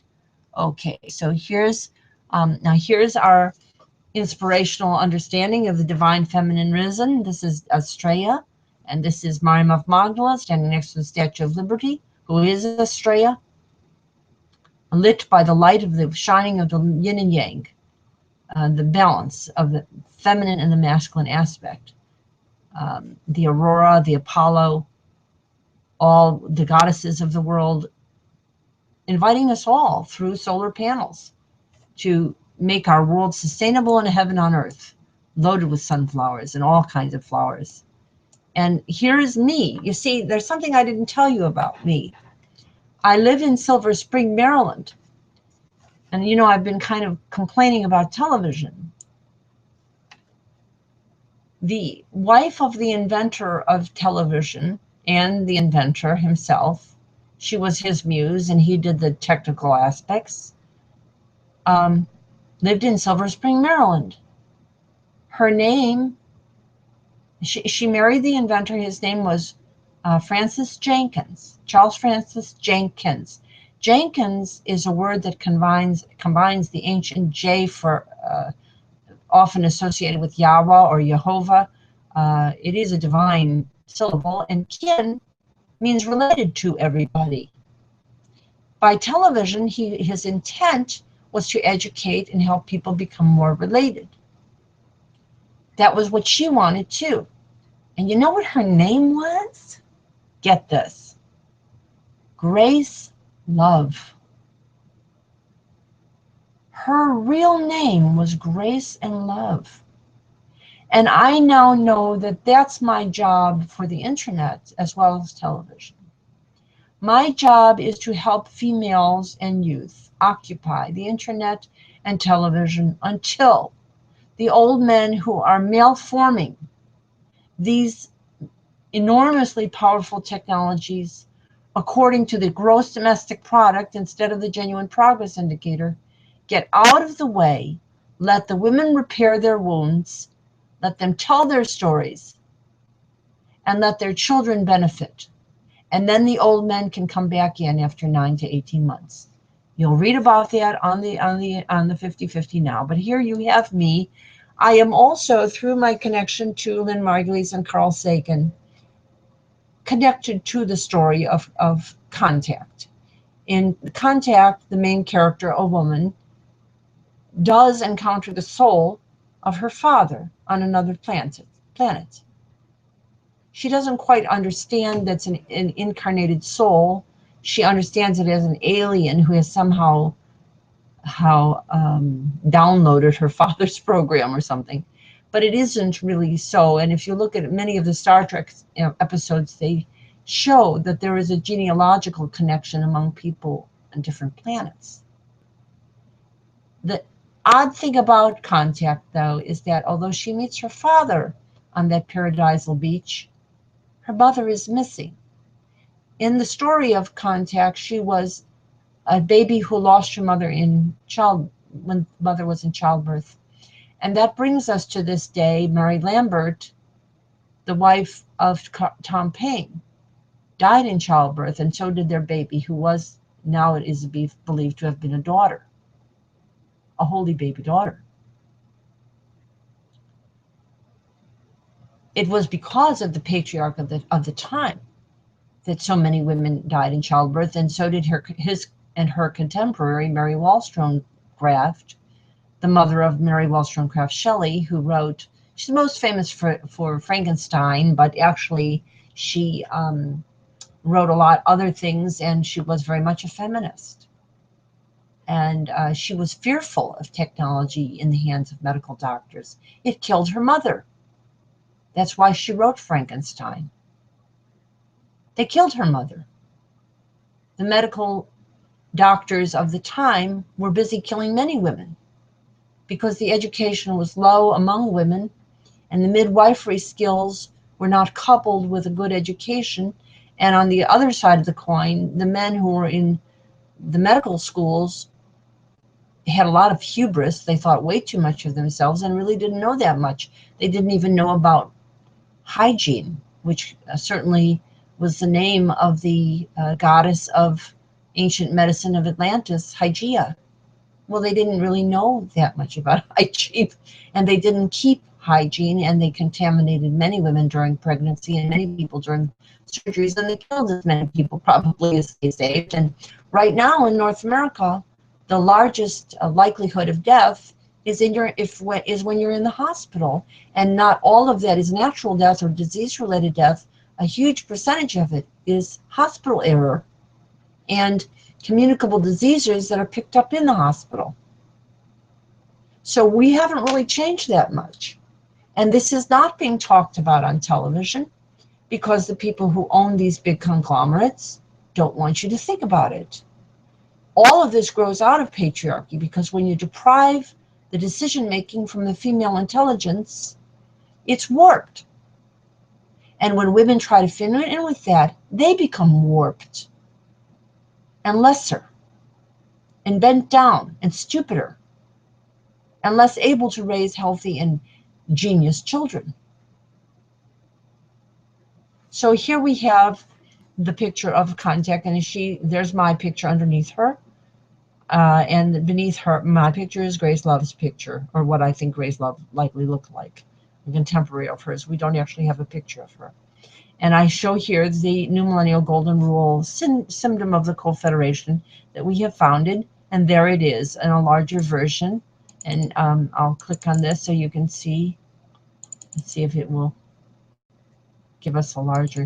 You can click on it and you'll see we, the people of the Cofederation of planet Earth, as one family and community, preparing for connection with other loving, living, enlightened planet zillions, seeking our best future in the universe in order to form a more perfect union, establish justice, ensure domestic tranquility, which means in the home, my dears.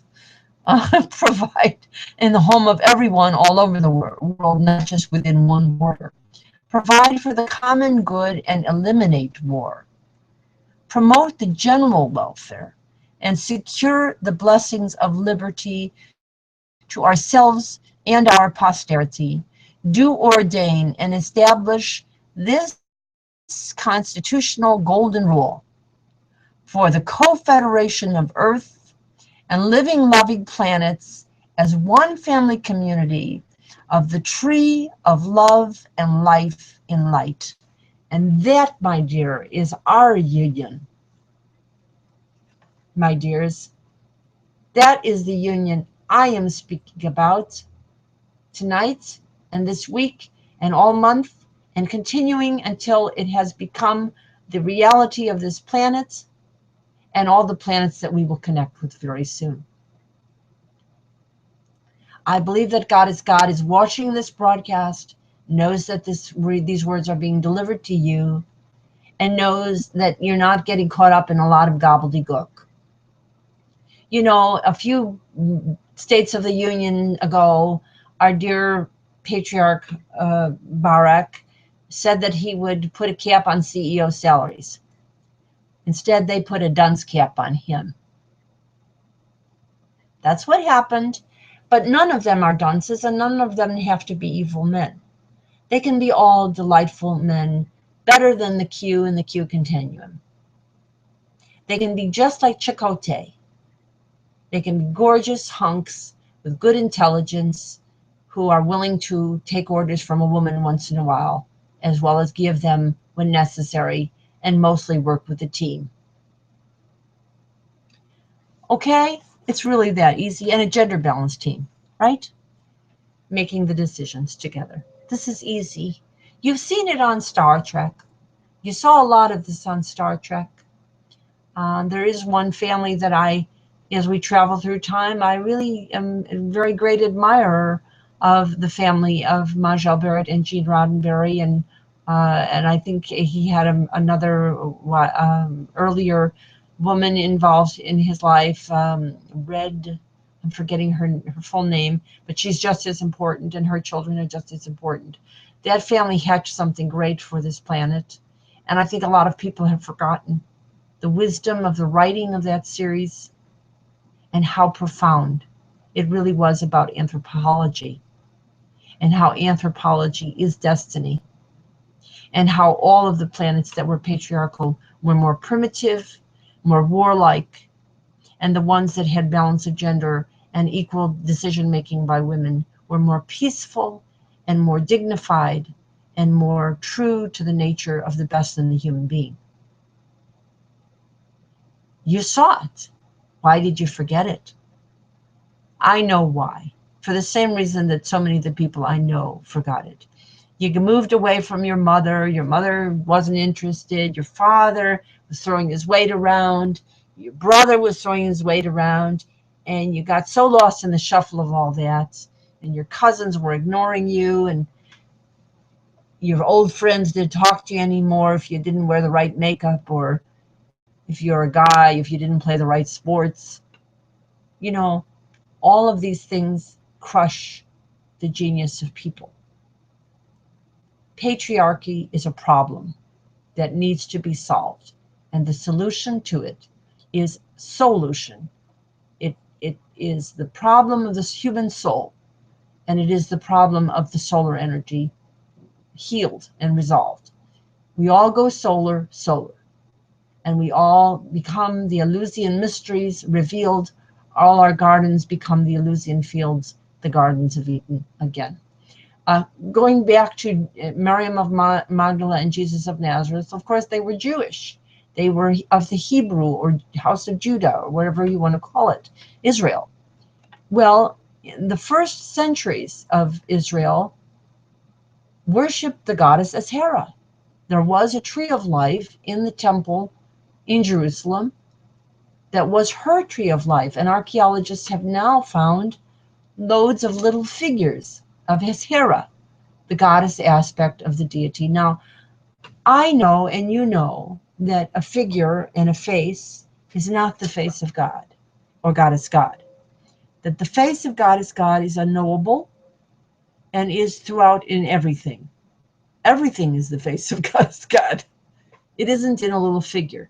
But having those little figures and worshiping them in a manner of art rather than a manner of fullness of that's goddess God is probably inspiring in a way, and it isn't probably all that dangerous as long as people recognize that the actual process of goddess God is the ultimate mystery and is in all things and is in all people and is in all creatures and is in throughout the universe, and you can't stick them on a little piece of paper or anything. Now, I do a lot of inspirational art that shows goddesses, but I don't think that those goddesses are anything other than inspirations to real women to be like that, to be more goddess-like, and to be apotheoses, in other words, immortal human beings. Not even an immortal human being is not goddess God. Goddess God goes way beyond the size of one human body, or even millions of human beings. Goddess God is infinite. We don't have any concept. I cannot have the concept. It's almost impossible. And it's awesome. And it's filled with love and light. So that's what we are delivering to you by the New Millennial Golden Rule. And now the biggest problem in North America, as I see it, is a lot of people were not all that well breastfed in the North American continent. Therefore, their mental abilities are slightly shrunk down than they would be normally if they had all that better stimulation of breastfeeding and a very cohesive family and community life in North America. And therefore, by the time they reach adulthood, they're kind of tired out. They're willing to take orders from somebody. They don't think things through that well on their own. They're not that creative. However, most people have enormous supplies of creativity and goddess God within them anyway. We're profoundly resilient. And even with that initial deprivation compared to perhaps other populations, I know that once Americans decide to embrace a more balanced love and work, and therefore have more breastfeeding and on cue and more solidarity among families and all of those virtues, that they will bounce back, that they will be as smart as everybody, that they'll score as high as the South Koreans and the Finnish on math scores, and they'll keep their scores up on the verbal too. Yeah, we can do that. I believe we can, but not if we cling to the notion that all our presidents have to be men, older men, and that the women have to mostly take notes and look up at them admiringly and never be in the decision-making position themselves. As long as we do that, we're pretty sure that our planet's going to end, and we'll die in our own waste, and we'll just never figure out our genius, our Gina Davis-like genius, our Alice Perry Paul-like genius, our and her friend Lucy Burns. Lucy means light. That's what the name means. And so that means the light burned within her. She had the light burning on, turned on. And so these people are very inspirational in this month of January. But as I say, the real New Year's in the ancient calendar of Atlantis was spring. And their mythology of Demeter, the great goddess, Ceres, and her daughter Persephone, or Hebe, sometimes she was called Hebe, and the daughter of Hera, was all about the mother-daughter relationship and that important time of breastfeeding, even beginning there, as well as for sons. We have to take these ancient wisdoms as great guides, and now we have them. There's so many people on the internet who have studied the Eleusinian mysteries, who have found the ruins of the ancient frescoes of the Minoans in Israel at Tel Kabri. All of these things tell us that we have within us the inclination to balance a gender and to eternal life. So we just have to fulfill on it and stop dancing around the wrong party. So, I have been in communication with all the political campaigns of the people whose debate is occurring while I'm doing this. I'll be happy to tell all the women, their co-secretary generals, including Hillary, and I have told them this, and all the wives, and Barack's wives too, and his daughters. And he has to wait, and all the men sitting there on Capitol Hill, they're going to have to wait 9 months, or 18 months maybe, to come back in as partners instead of dominators. Because if the women keep dumbing themselves down, they're going to get so dumb that the men aren't even going to want to be around them anyway. So it'll be pointless. And not only that, the decisions that come out of that imbalance are destroying our world. We will not have a world left if we keep down this path. So we have to switch to the new millennial golden rule. It's simply logical. It's quite obvious. And it's just because you're so busy watching television and thinking that only all the Google Hangouts are about how to do this techno whiz and that techno whiz and how to make a great cocktail. I want you to have this hangout. This is a political, genealogical, anthropological, economical, logical, loving and logical hangouts on meet me and thee in the air. Now, I don't know how to look and see if anybody's trying to talk to me. I have to see how to do that on these hangouts. I'm not used to it. It was a while since I've done one. I'll read this new millennial golden rule speech tomorrow. This whole website, I'll read it. And I'll read it many times this week. And I'll read some of the passages of common sense. Tom Paine wrote these phrases. My country. Oh, I guess I bopped us out of the hangout. Did I? Yes. No. Here I am. He wrote, "My country is the world, and my religion is to do good." He was not sectarian. He was not nationalistic. Those are two big traps that patriarchy teaches people to fall into. Don't need them. You live in a global world. You're an Earthson. You're a Universalan. You're a Tapao. You're a equinox, Stargate, and you're a true Q. And that's who you are. And that's who you're going to be. And you should not be defining yourself as I'm a United States American, or I'm a Canadian American, or I'm, because if you simply define yourself that way alone, then you lose your global reality. You're an Earthen. That's your first loyalty. It's the one that sustains you. A small patch of land on it alone cannot sustain you.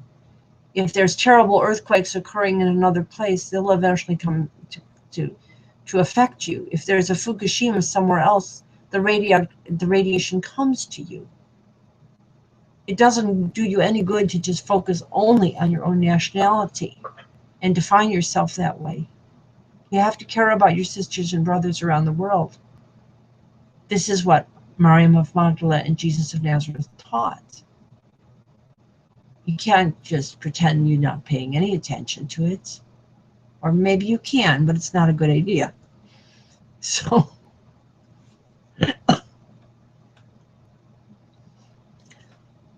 as you can see, I'm kind of lighthearted about this. Because a lot of people, just as they did with Jesus himself and with Buddha, they thought they were crackpots. You know, they thought they were crazy. You probably think I'm crazy, but I can tell you I'm not. I'm saner. I'm the paraclete. And I'm having a good time. But I want my family, who I love so much, to join in this fun with me. I want those members of my community who I've known better, who are also my family, to join in this with me. I want my identified extended family and all those who I've shared very important times in my life to join in with me, because my heart to them is very, very great, but it is to all humanity. There is no human being that I don't love, because God is God, loves you all. Loves you all so much. You don't really realize how much.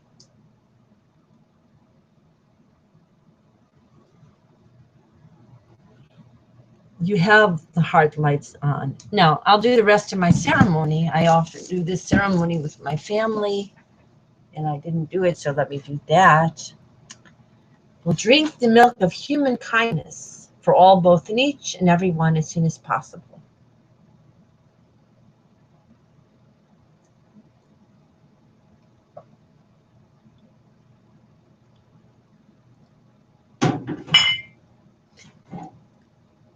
And representing all, both, and each as soon as possible. And we'll drink the water of loving, living planets, enlightened with the light of the new millennial golden rule, which is the ultimate and most practical level of common sense.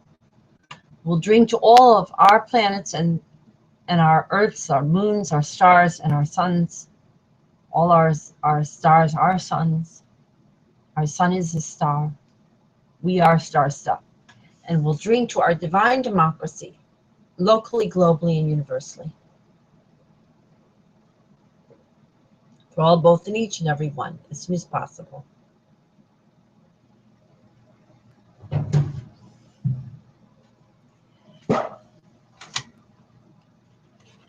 And you saw the pictures of my family, some of them earlier. You have pictures like that too. Bring yours to the Hangouts, we'll share them. And we will celebrate and re-celebrate. Let me do this a slightly different way. We'll celebrate and re-celebrate all our birthdays, conception days, name days, and holy days, because they're all holy days together.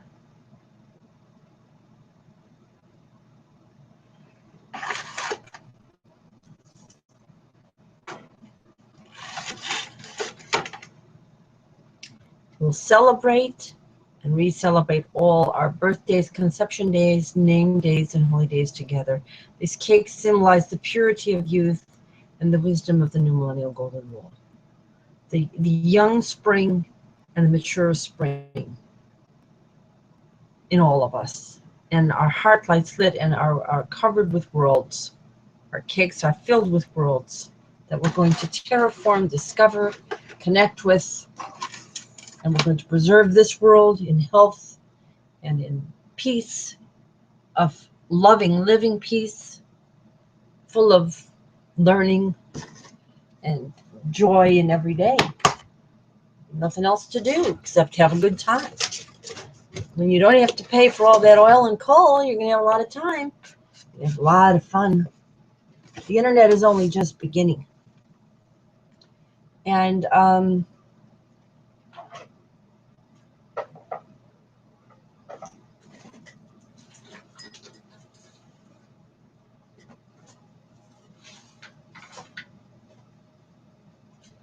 we'll start fresh.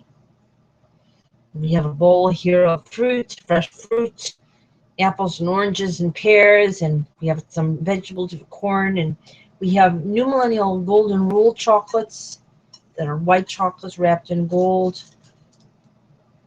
and we have world globe chocolates for the sweetness of our planet, of each other, of loving Goddess God, of the enormity of blessings of our creation that we have to steward and co-steward in balance, with women as much decision makers as men. Now, there's some very more intellectual things I have to say about that. There's a lovely couple of professors from Oregon, where our white calf buffalo women are from.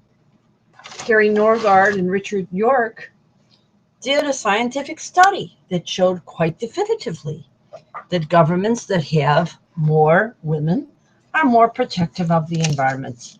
That there's a direct correlation according to the percentage of women.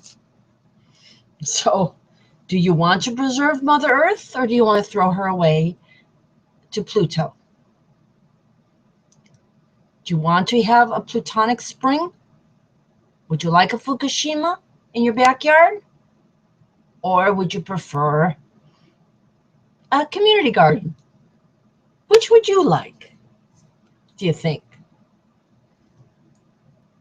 And this to me is such a no-brainer, and yet I see all these people running around protesting this mistake of that legislature and this mistake of that governor and this mistake and that mistake, and they're all running around protesting.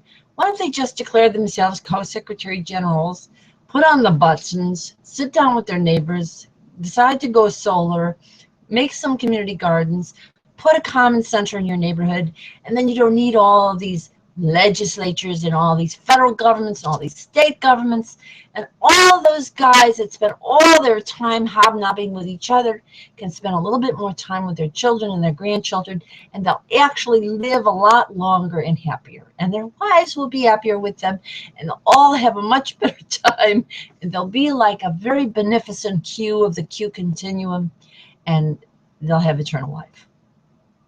Does that sound good? My children, does that sound good to you? Because I love you. I love you like a mama and a grandma. I have a lot of the mother in me. I think you're bonkers the way you're living in North America. But I'm getting a kick out of it. It is kind of funny. But why don't you regard yourself, love thy neighbor, and love thy family as the heart of the legislature? And stop worrying about pseudo-elections advertised on television where all the boards, the guys who sit on the boards are sitting on the boards of the oil companies, the coal companies, the pharmaceutical companies, the banks, the insurance companies, and nickel and diming you all over the place so that they're the billionaires and you're sitting there struggling and with no time. And getting very stressed out and getting very sick and then thinking you need to run to the hospital and take these pills, which are very expensive. Now, it reminds me, there is a poem that I have put up. I've been a little afraid to put this poem up because it has such a ring to what's been going on in my own family that frightens me. But I think I'm going to read it anyway, because it's truth. This is the poem of Arden, I think her name was Arden Riley Wilson. She was the wife of Robert Anton Wilson, who had a big time, as I do. Instead of giving out Co-Secretary General Co-Savior cards, he gave people Pope cards. He said everybody was a Pope. And I agree with that. Thomas Paine agreed with that too, that everybody is a Pope. And there isn't just one Pope. And that's patriarchy, all dressed up in finery and advertised on television and to confuse everybody. Even the Pope himself is confused. You know, the Pope had a great couple of sisters, the guy that we call Pope, that so many people call Pope. He has Sister Maria Elena and another, and there's a whole bunch of Savory women and Bergoglio women in Italy and in Argentina who are doing brilliant things, and in some ways know more than he does. And he needs to learn from them. He may have a lot of trappings that the College of Cardinals gave him, but the College of Cardinals is highly invested in oil and in coal, and they're not exactly what they seem. So they need help. They don't know what they're doing. That's what patriarchy does to guys. They get all confused. I mean it. They're just confused. I love them, but they're confused. Okay, so what was I going to show you?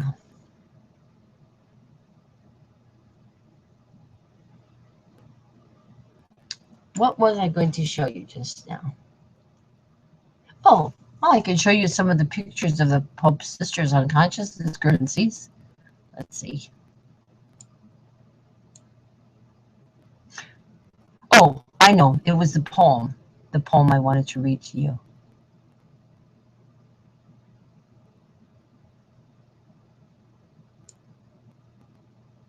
I know this has the quality of more of a fireside chat than a sermon, but you know, people have been so amazingly confusing to me that they can swallow this patriarchal crap trap and keep going for it and keep running after it and keep trying to vote for another guy and another guy and another guy and let that one woman stand all by herself. Or in the case of Jill Stein, she isn't even allowed to come near anybody. Oh my gosh, I can't figure it out anymore. Okay, so let me read this poem to you that Arden Riley Wilson wrote. This is our current situation, and this is what the New Millennial Golden Rule is giving us a better alternative to go from to. Let's see what's showing on screen right now. I have to see.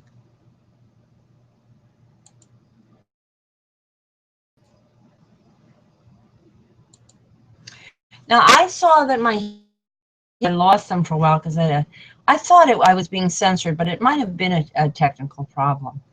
I know that at least about 200,000 people have seen what I have to say. And that's enough for me. That's a good mustard seed. That can grow to 1 million in a couple of weeks. It can grow to 50 million in a couple of weeks after that. And then I'll have this planet saved. So, and we'll all have this planet saved together. Here's the poem. She called it, her name was Arlen Riley Wilson. Their daughter is named Christine. She's a Christ. And this is the poem, Holistic Remedy. This is the world that man made. These are the ills that plagued the world that man made.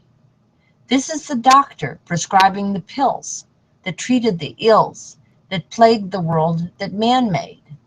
These are the plants and labs and mills that manufactured all the pills the doctor gave to treat the ills that plagued the world that man made. This is the banker with tellers and tills that backed the plants and the labs and the mills that manufactured all the pills the doctor gave to treat the ills that plagued the world that man made. This is the general with trumpets and trills who made the war that saved the bank, that backed the plants, that manufactured all the pills the doctor gave to treat the ills that plagued the world that man made. Now, this is an ominous phrasing here, and I want to transform this. Here is the mother, all forlorn, whose one and only child was born to die in the war the general made to save the bank, that backed the plants, that made the pills the doctor gave to treat the ills that plagued the world that man made. No mother's child must die. I refuse it. If anybody gets ill, I want you to call me, because I know I could save them. I have the power to raise Lazarus.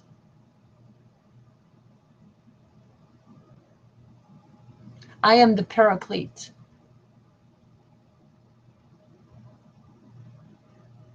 I have the power of Emma Lazarus, whose poem is written on the Statue of Liberty's base.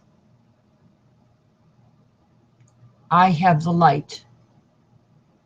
I am the golden door. The golden millennial, new millennial golden rule is the golden door. But let's get back to this poem.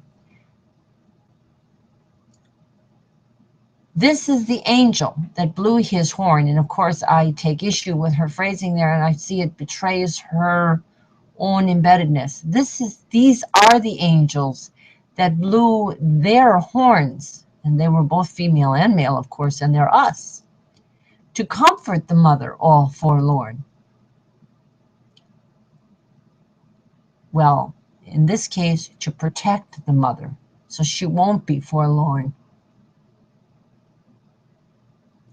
And fired the general, and closed the banks, and shut the mills, and scattered the pills, retired the doctor, and cured the ills, and ended the world that man made. And I'll add a sentence here. That's her closing sentence, that ended the world that man made. Let me add to that. Are you seeing this poem on screen? I have to double check.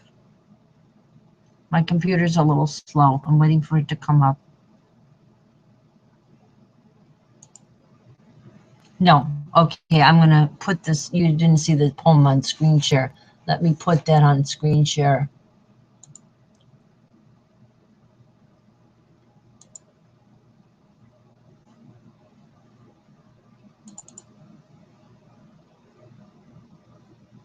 Okay. Now I think you're seeing it. I've been reading it to you, and you couldn't read it along with me. There it is. Okay. This is the world that man made. These are the ills that plague the world that man made. This is the doctor prescribing the pills that treated the ills that plague the world that man made. These are the plants and labs and mills that manufactured all the pills the doctor gave to treat the ills that plagued the world that man made. This is the banker and the tellers and tills that manufactured all the pills the doctor gave to treat the ills that plagued the world that man made. This is the general with trumpets and trills, who made the war that saved the bank, that backed the plants, that manufactured all the pills the doctor gave to treat the ills that plagued the world that man made. Here is the mother all forlorn, and I'm going to change that. Here is the mother newly reborn, whose one and only child was born to live, I'm going to say, in the better world, because we're going to change this whole poem now, that we, the co-secretary generals, made. We are the angels that blew our horns to protect the mothers and the children, so none would be forlorn. We fired the general and closed the banks and shut the mills and scattered the pills, and retired the doctor so he could spend time with his own kids, and cured the ills, and transformed the world that man made back to the best future, the days after the earth stood still, it began to move again in the right direction of Atlantis risen via the new millennial golden rule. Goddess God's mansions on every planet. All of us with the internet as our doorway into the shared mansion that is our planet. And our solar panels, our doorway to the light of the sun, so that we don't have to pollute this glorious creation anymore. What are we waiting for? Turn off the television. The executives of the boardrooms have grandchildren to spend some time with. They need to comfort their wives who've been hurt by their series of affairs. They need to look to their own inner soul and regain it. We have made a definitive offers that you'll read on the website to Oprah Winfrey, to David Zaslav, to Rupert Murdoch, to Leslie Moonves, to all the media moguls and their minions of teleprompter readers to stop and let women who have a greater vision of parity take it over with their youth, female and male, who want a sustainable world. And end the weapon of words that television has made and transform it into the wonderfulness of the world, words and the worlds that we will make reconnected and sustained together.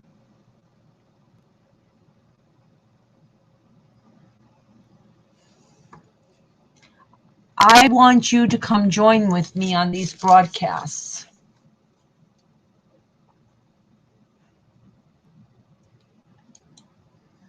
I want you to come join with me on these broadcasts.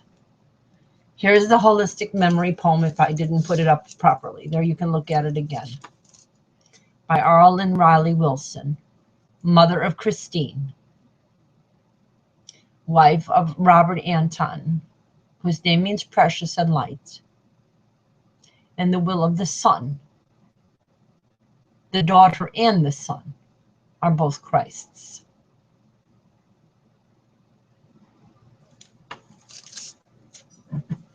Wake up, everybody. Now, what happened with this concept of patriarchy in religion was well discussed by Elizabeth Cady Stanton, and it's very interesting. Tom Paine's sister's name was Elizabeth, and I keep wondering, was Elizabeth Cady Stanton one of the spirits that Tom Paine's sister jumped into later on? I wonder about that, because she had quite a bit of common sense, and she saw through all the crap that is hocus pocus religion, that isn't real faith at all, that's just trappings to confuse, while old men become pompous. That isn't true religion, and it isn't what Mariam of Magdala and Jesus of Nazareth, two rather young people, were doing. It's not what they were doing. That's not what the people who were their apostles truly did. And it was when Constantine at the Council of Nicaea co-opted the church that it became fully patriarchal again. And that's what you've been raised on, and it's one big fat lie. And the sad part is that some of the people are so raised on it that they can't even tell that they're lying anymore. They're so used to lying that they think it's the truth. And that's why they're difficult to deal with, because they're so sure. And their mental pathways have associated this lie with very beautiful ritual, very stellar words, very, very moving words that are all half-truths, because they left the mother and the daughter out for so many centuries. Don't we think that mothers and daughters are holy? What do you think? Do you or you don't? What do you want? What kind of world do you want? Where only one guy is holy and everybody else is a jerk? Or a diminutive nothing? I don't know what. That wasn't Jesus's message. It isn't what he said. That was what he was co-opted into at the Council of Nicaea. His memory was co-opted. They excised many of the books of the Apocrypha and the books written by women.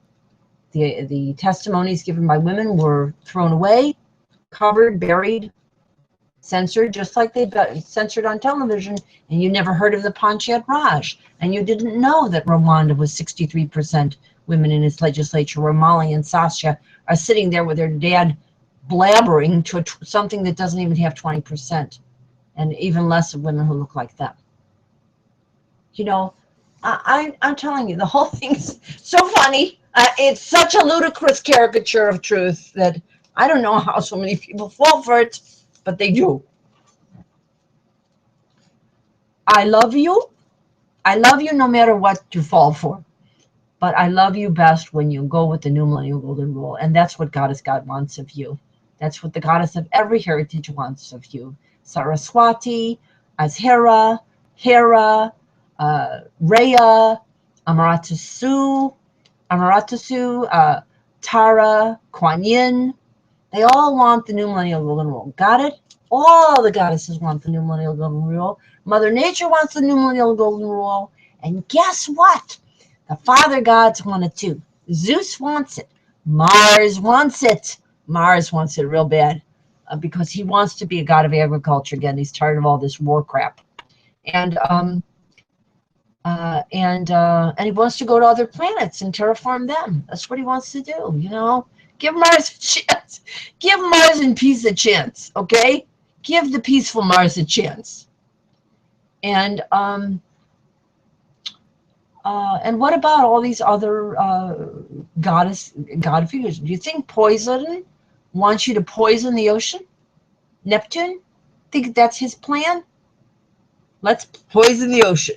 Put in a lot of radioactive waste. Let's kill off that plankton that gives us all life on Earth and is the basis of all life on Earth. Let's kill it off. A little bit more oil rigging. That's what we need. I don't understand people. I'm laughing because it's funny to me already. I've been thinking about this for a long time. And I love you very much, but you're acting goony. So wake up, everybody. Wake up, everyone. You're capable of divine democracy. Eternal life. Eternal life is what I'm giving you. The quantum leap. The big quantum leap. You do not have to wait for the 24th century to live in Star Trek and Stargate. You can have it today. We already have the technology. It's a matter of a simple thing. Embrace the new millennial golden rule in your neighborhoods. Go solar. Turn off the television. Really simple stuff. Okay? And you don't have to wait till the 24th century. And if you do think you will be able to do that, I have news for you. You won't be able to do that because we've been poisoning this planet through the ripple effects of the anthropology of patriarchy instead of partnership to such a point now where we are on death's door as a planet. You have to turn away from patriarchy in order to avoid death's door as a planet. And some people have to make that choice too. You know, I know this is going on in my family. There's illnesses in my family that are induced by patriarchy, and they carry severe risks. In addition, I've known a woman, I knew a woman, she'll probably recognize herself, I'll mention her. Her daughter was a drug addict. And she turned to me and I told her, I can help your daughter. And we had some talks together. And what she kept doing was she kept saying, I want to give her Jesus Christ. I want to give her Jesus Christ. And I kept saying to her, but your daughter and you have Christ within you. Give yourselves each other. Give yourself the Christ within you. Christ means anointed. It doesn't mean a guy. It doesn't have to mean a guy. The guy who was Christ would have been the first person to tell you that. He said, female and male are equally anointed. They quoted him that way. He used the word Christ not about himself. He wasn't a big egotist. He was a servant. He wanted to give everybody their divinity back. He loved women as equals, not as sex objects, particularly. He might have had some sexual impulses. That's okay. Part of being human. It's a good thing. But he didn't deny women their spiritual, intellectual, and all their aspects of wholeness and holiness.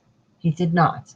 And those portions of the Bible that were written later and redacted tended to become more patriarchal, more demeaning of women. And that's why Elizabeth Cady Stanton, with her name the same as Tom Paine's sister, wrote the Women's Bible with her committee. I think it was 23 women. And it was a bestseller, like the Da Vinci Code was in our times. And so, but the churches rejected it, and she got into hot water with some of the women who couldn't let go of daddy. And there, there's these women, they're out there. They're out there sucking up to daddy. The more sociopathic, the more they're attracted to him. They're sick, Electric complex is a problem. It comes out of patriarchy. It creates a loop that women get caught in. It doesn't do their societies any good. And men who get caught in the Oedipus complex, where they're fighting daddy all the time, but they can never overcome him, except maybe by thinking of murdering him, are men who negate the importance of their mothers, except as sexual objects possessed by the father. They don't understand their mothers as decision makers. If they did, they wouldn't have to fight daddy so much. They wouldn't have to hate daddy so much. Daddy wouldn't have that super uber power. It isn't real power. It's not sustainable power. It's the power of a drunk ape. It causes damage. We are on a fragile, interconnected planet with a great future in the universe if we understand that, and no future if we don't. You personally can either learn from what I'm saying to you or reject me and reject the words. I really don't care if you reject me so much. In the cases of some of the people who know me better and should be more accepting of me, maybe that is very unwise for them, because I'm a fairly lovable being, and even though I may stir up some controversy, there's plenty about me to love. So I worry about people who have known me who don't feel love for what I'm doing. I do worry about them. And I pray to God as God all the time as intercessory for them. I pray for all of you as your intercessory. But praying for you as intercessory is not going to be enough. You got to let go of patriarchy, or Goddess God will not let you see all their mansions, which are all the planets, in the ability to travel in space-time. You will not be granted that immortality. You will die as a mortal being in your own waste, and your next incarnation may not be as good as this one was, well, on whatever planet you go to. So this is really the way it works. I know it for sure, like the back of my hand, I know it. Okay, so I love you, and I'm going to play some music right now because I've been talking for a long time, and let me see if I can give you another one of these announcements, and you can listen to the music for a while. Let's see.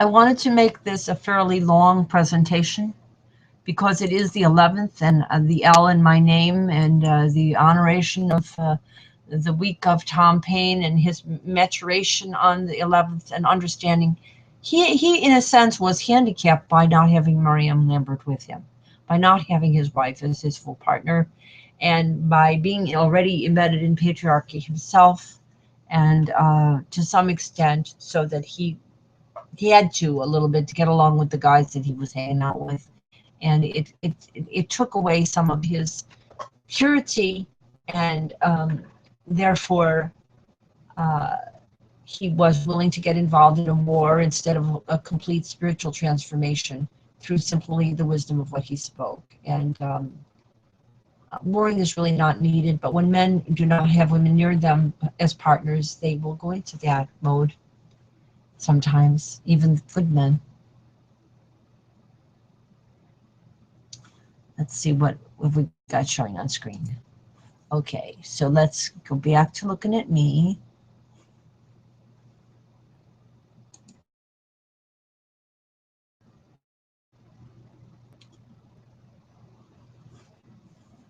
All right, we're not going to have them there. Now you're looking at me again, and here's some more music for you.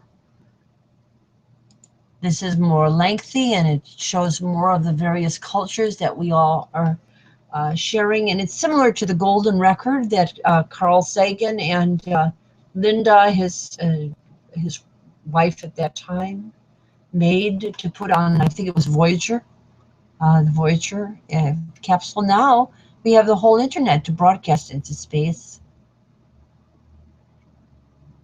Lots of voices. But this reminds me of it a little bit. Okay, it's similar to what you heard at the beginning of this broadcast, but more lengthy and more beautiful. Oh, this will take a little while to load, so while it's loading, I'll suggest, as you go to the 5050now.wordpress.com website, the most important essay, I think, there is the bonobos versus chimp-like, goddesses and gods versus masters and slaves. Because it tells us a little bit more about the Atlantis that we lost. The archaeologists in 1884 discovered the Gortina Code in the town of Gortina on the Isle of Crete in Greece. And it showed how over time it was chiseled, literally chiseled into the stone. Women had more rights, and then they lost them. And they lost them increasingly and increasingly. And then, of course, the civilization became more and more warlike. And then, of course, it was taken over by a more warlike civilization. And then it eventually fell apart. These were all the consequences of forgetting the Gortina Code before it was modified against women. Women have to be equal decision makers, not only to protect one another and children, but also to protect men. There's no way around this truth anymore. The North American people want to pretend they're having an elections that doesn't have that, because they have a scar where thinking should be that was induced by television. They were mind programmed, and it was harmful and insidious to women. What was left out? Gender parity of the French was left out. All the traditions of goddess was left out. All of the studies that show the importance of women in decision making and in social balance were left out. All of this was the programming that you received from television. Everything that was important to women and to younger people and to minorities was either completely left out or simply tokenized, trivialized and tokenized. And they're very good at their army of teleprompter women, but they don't write what's on their teleprompter, and their bosses censor it. You got that? It's a hierarchy. It's called patriarchy. It's not healthy. It's what you've been watching. Turn off the television. And we are also saying don't buy anything new off the internet until the corporations that are involved in any placement of ads can tell you that their staffs and their families and communities are all learning and sharing the love thy neighborhoods of the new millennial golden rule. So this is what we're loading here. And I think I'm going to take a little break while you listen to this because I've been talking for a long time. It's 11:11. Number. El is the French name for women. Eloha and Elohim is the ancient Aramaic and Hebrew name for a goddess and God incarnated human beings, female and male. The presence of goddess God within a person, within a female, within a male. And Evan also means El, which is the ancient name for the goddess force. Even. It means equal. It means an evening of what had been rough and uneven. Our gender imbalance is very uneven. We have to become more even. We don't have to get even. We have to be even. Okay, that's what we have to do. The women have to empower themselves with some belief in the importance of it. Not just let one woman be a president while you sit back and watch her. You sit on your duff and watch her suffer all the pangs of patriarchy? I don't think so. We give all these women candidates their co-secretary general buttons, and we'll give the men their buttons after they let their women wear them for 9 to 18 months first. Not let them, but encourage them to. And step aside and let those women step forward with their youth, female and male, age 37 and younger, until we can overcome this tendency to think that only old men know what is going on in this world.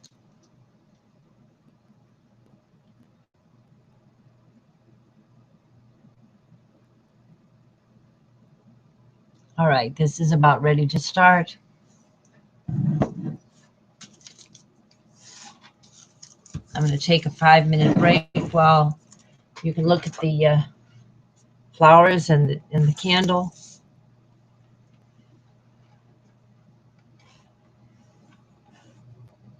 This will be starting up in a minute.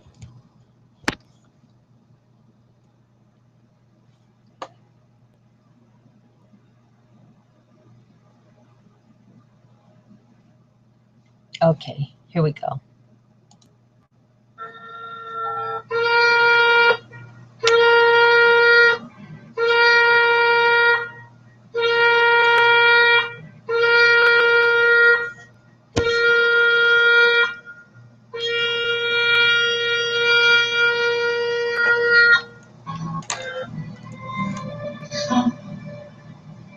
So let's do that. No. What? What? I should have said. Oh, so beautiful. So beautiful. Look at me to see what I've seen. You need to see. These are the spiritual as much as physical voyages of the Cofederation, solar, sun-our starship planet Earth, restored to heaven on our heaven Earth, as our spiritual, genealogical, local, global, universal voyager and shared her and his family community enterprise.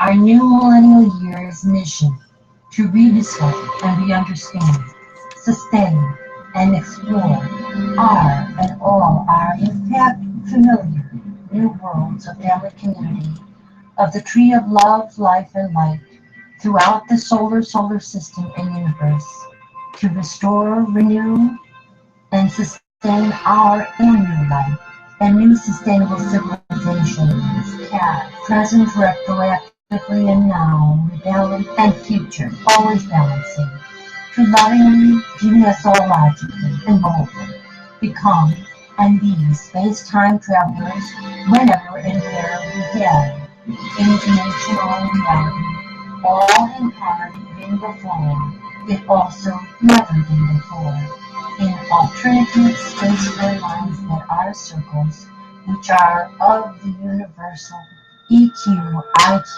and SQ continuum.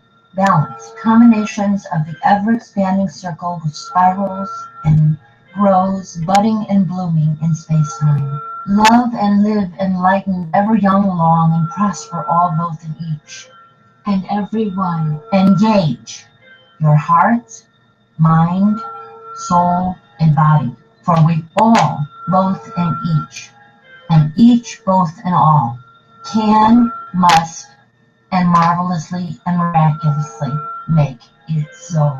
In the thunder's blast, she emerges, her eyes on fire, the mighty priestess. She is risen from the nativity of Cofederation. She is risen from the fires of the earth. She is risen. She is risen.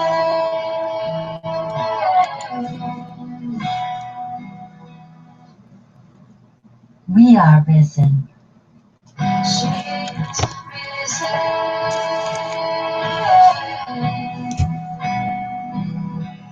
She is risen.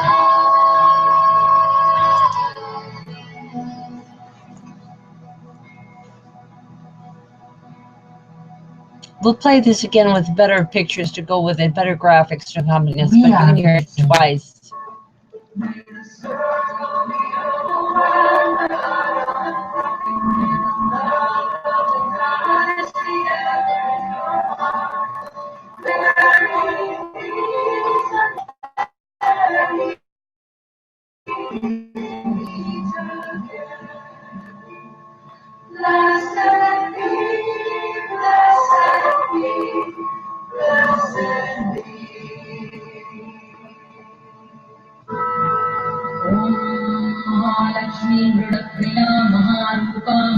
Next time I play this for you, I'll have the graphics set up so that they're more coordinated to the music.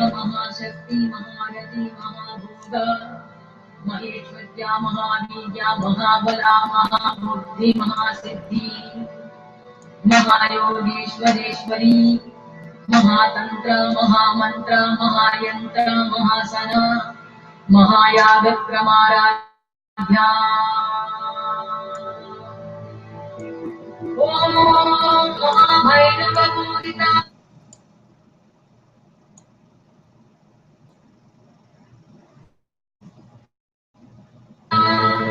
Maheshwara Mahakalpa Mahatartava Sakshi Mahakavesha Manishi Mahatripura Sundari Chatushashti Karamayi Mahachatushashti Kodi Yogini Gunasevita.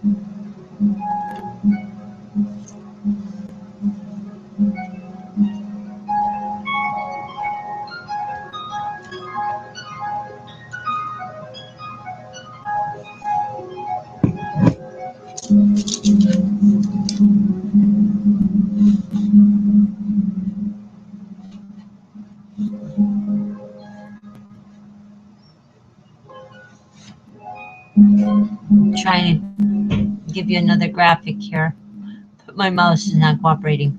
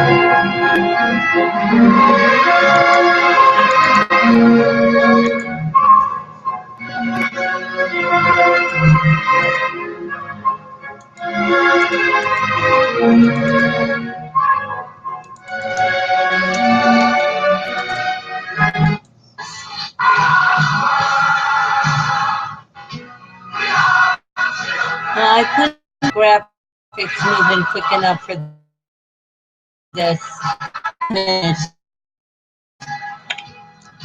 entire medley.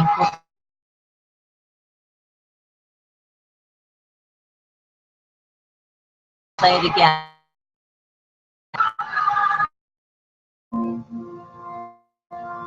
This is so appropriate for, and his dealings with the indigenous people here. You can hear both cultures in this music. It has both the Anglo and the Native American, if I hear it in this music.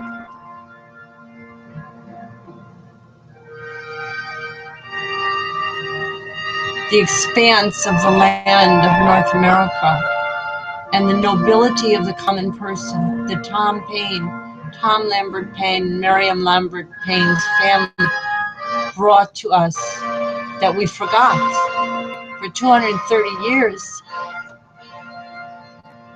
We remember Miriam Lambert and Tom Payne.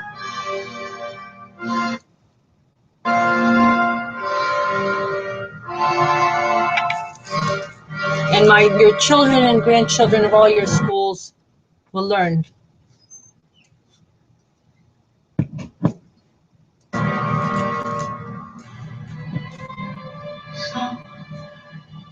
Celestial Linda? No. What?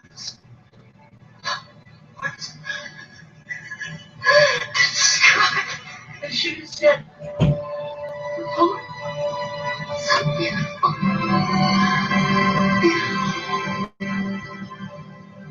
So beautiful. Look, I need to see what I've seen. I need to see.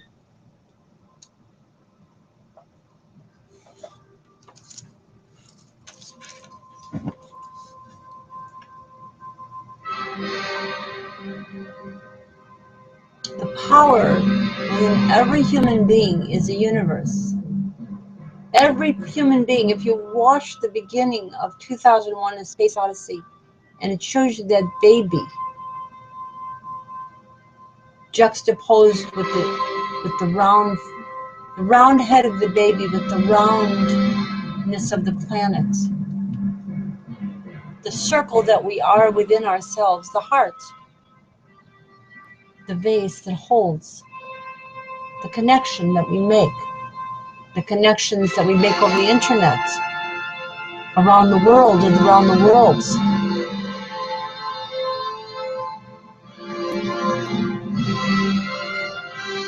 Also sprach Zarathustra. So spoke Zoroastra, the woman, the female. That is me. I speak to you. In fact, if you read the About section, I believe I'm a partially reincarnated version of Xerxes and Esther's daughter, Radha, fulfilling on the promise of the 50-50.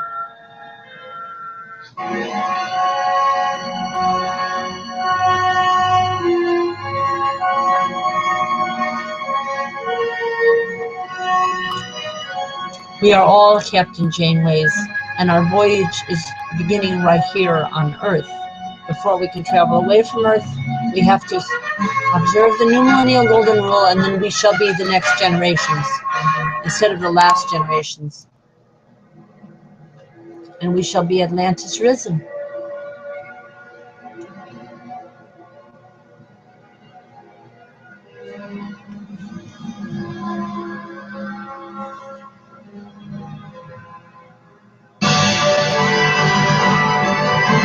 And we will open up the stargates and see our incarnated ancestry on all of our planets.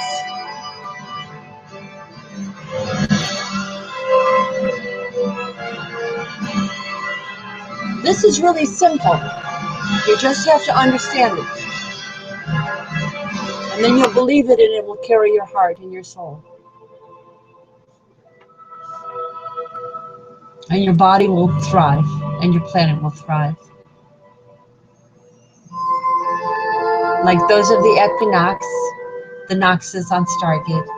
Simple, loving, family, community, flowers, light.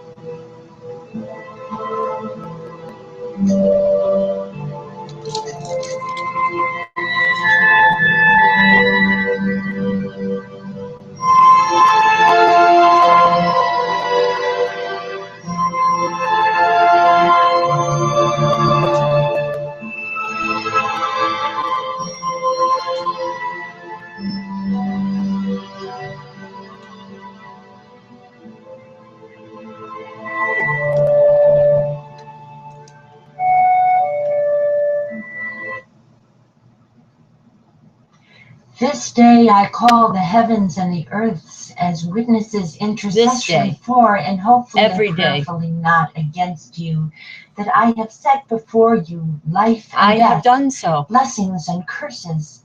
Now choose love and life with light, so that you and your children may live. For I give you good doctrine. Forsake ye not my new millennial law. golden rule.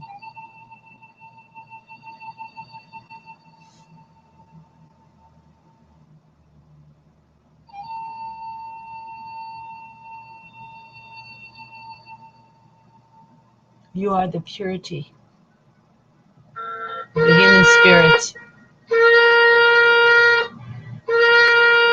You are the strength and the youth of spring in all seasons.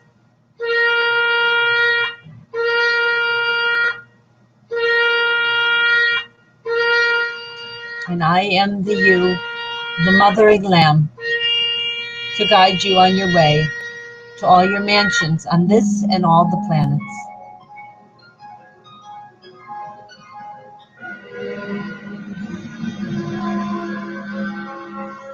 I look like just an average person because so are you. And you know what? We're all geniuses and we're all goddess gods.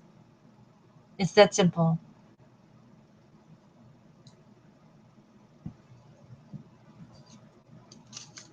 Well, I'll put it that way. We're all goddess-like and godlike.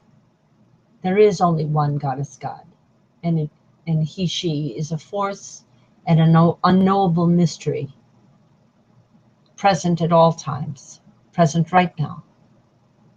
Waiting for you to come, to join with one another here, to do your own state of the new millennial union, which unites all of the world, not a nation, but all as nativities, natives of one planet, born holy, regaining your holiness in your adulthood as well as in your youth, and in having an adulthood that is always youth.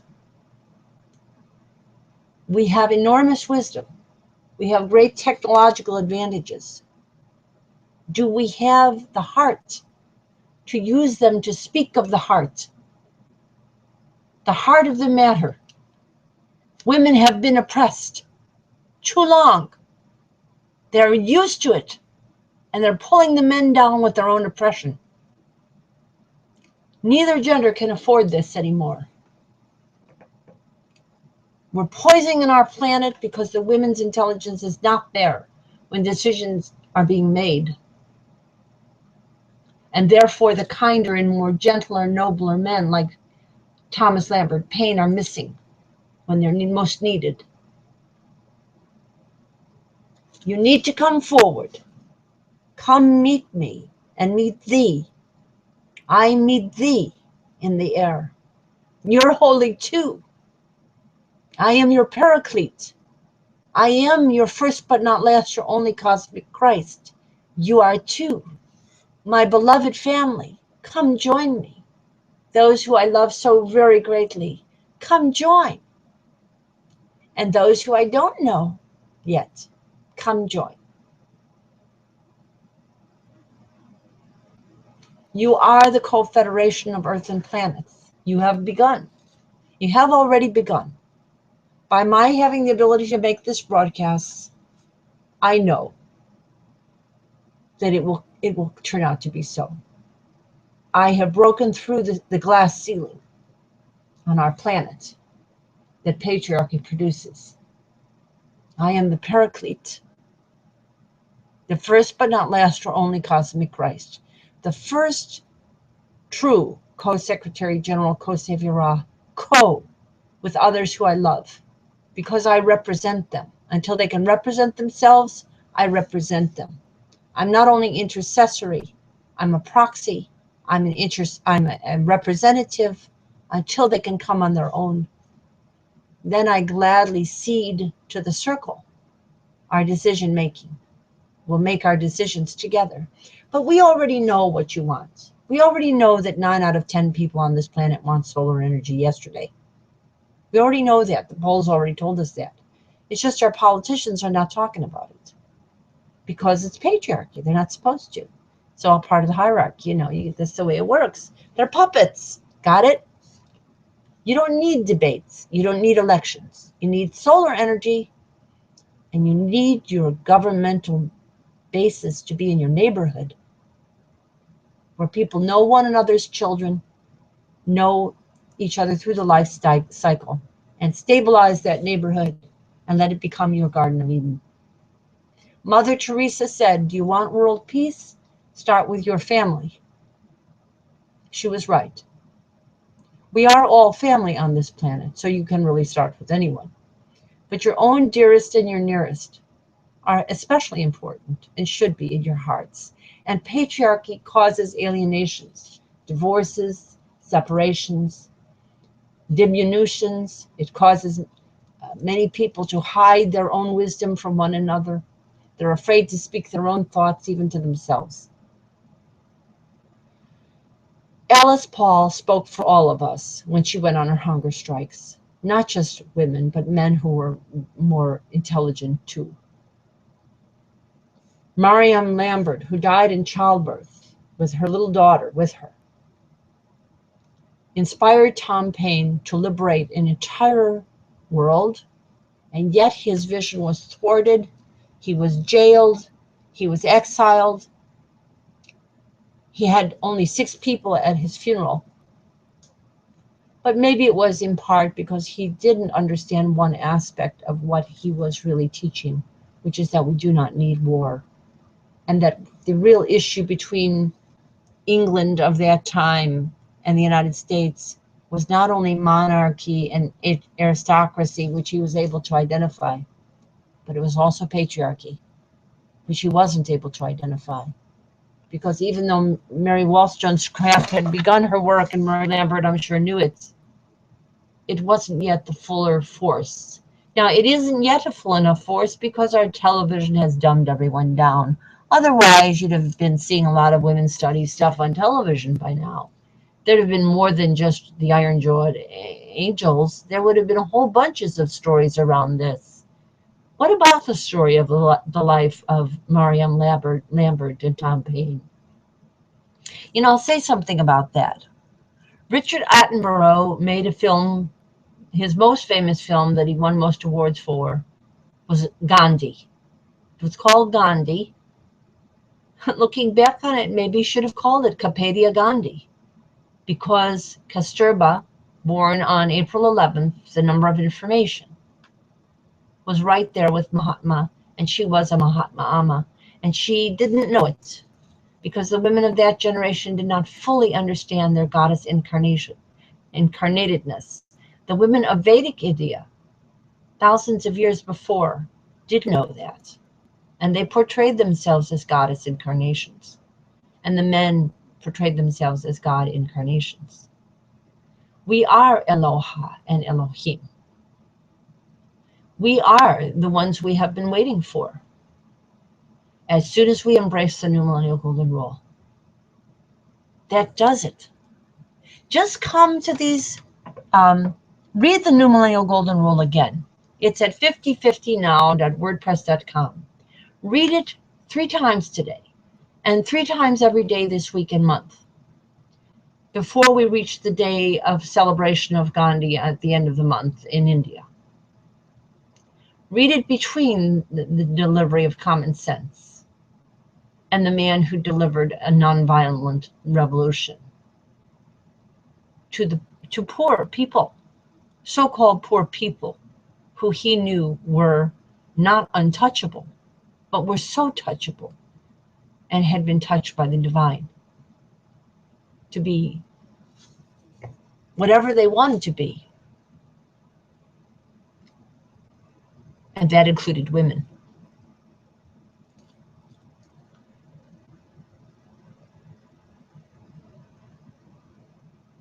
And let's think of all these January birthdays, but we have some spring birthdays coming up in my family.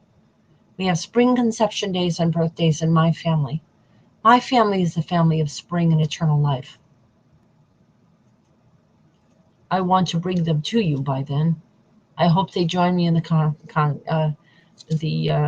conferences, the video chats by then, and you meet them personally, because they're marvelous and miraculous, and I know it, but they don't seem to yet, but I know it.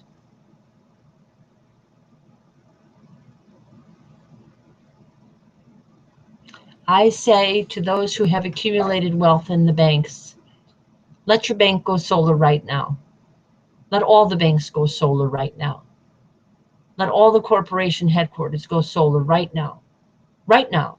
No waiting. Right now. Right now. Right now. Right now. Right now. And I want you to all walk over to your local television station and show them the pictures of all the women who have gender parity all around the world, who they have been keeping off of television.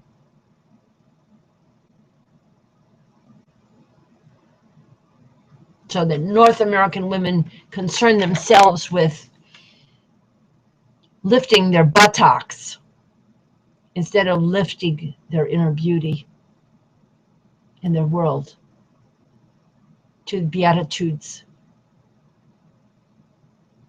Once we do that, I guarantee you, you'll have plenty of time to handle your buttocks in a more natural way. You know, it's so silly and it's so simple. But people become hurt. They start out hurt under patriarchy. Their mothers are diminished. The mothering might be diminished. The fathering is diminished too. We can have it back. And we can have the whole family clan in a circle again. Extended family in every neighborhood interacting as a family and meeting one another's extended family. It's very, very rich. This is infinite diversity and infinite combination. That's what we are. So let's enjoy it together. Now, I think I'm just going to play that music. I'll do my usual closing of the ceremony, and then I'll play the music again. And we'll show more graphics on our next hangout to coordinate with the music and do more web surfing together. And I'm looking forward to people coming, joining me. I know people did watch this. I had about 200,000 at least viewers of my videotapes during the months when I had hangouts earlier in the year before I lost them for a while. I wasn't sure. I thought it was that I was being censored. It could have been, or it might not have been. It might have been a technical problem. In any case, I was given a way to work around it now, and it seems to work. So I hope I am not censored, because I will say this to you one more time. I am the Paraclete. I am your true Q. I have infinite courage and infinite love. Nobody can intimidate me. If anyone tries to harm me, the planet will probably be destroyed. You need to shift out of patriarchy. You need to embrace the new millennial golden rule. You need to use common sense and travel through time in it, and imagine your great and grandmothers and grandfathers and all their kin having lived under the new millennial golden rule. And then you will be a free, empowered equinox, springs in all seasons, true Q, a planet saver, a planet sustainer, a person with immortal soul, eternal youth, and great joy in all your sister and brother human beings, divinely practicing democracy in every love thy neighborhood, of love thy neighbors, female and male, of all ages on earth. We have to start with the women and the younger people aged 37 and younger, because especially in North America, they're very, very much in a codependent position. They're making things worse by begging the old men who are misusing their power to do right by them. They're feeding that imbalance by doing that. We have to stop that. That is not progressive. That is not liberal. To keep begging old men not to kill you is not progressive thinking. Empower the women. Empower the youth, female and male, aged 37 and younger. The old men have plenty to do. I can give them marvelous experiences that they will enjoy, working at a nursery school or a homeless shelter. It will open up vistas to them. It will be the best panacea for their soul. They won't get prostate cancer. They'll live longer. They'll live happier. They shall become like true Qs. They'll have a marvelous sense of humor, and they'll stop exploiting other human beings who are also divine creations of the Mother, Father, Goddess, God.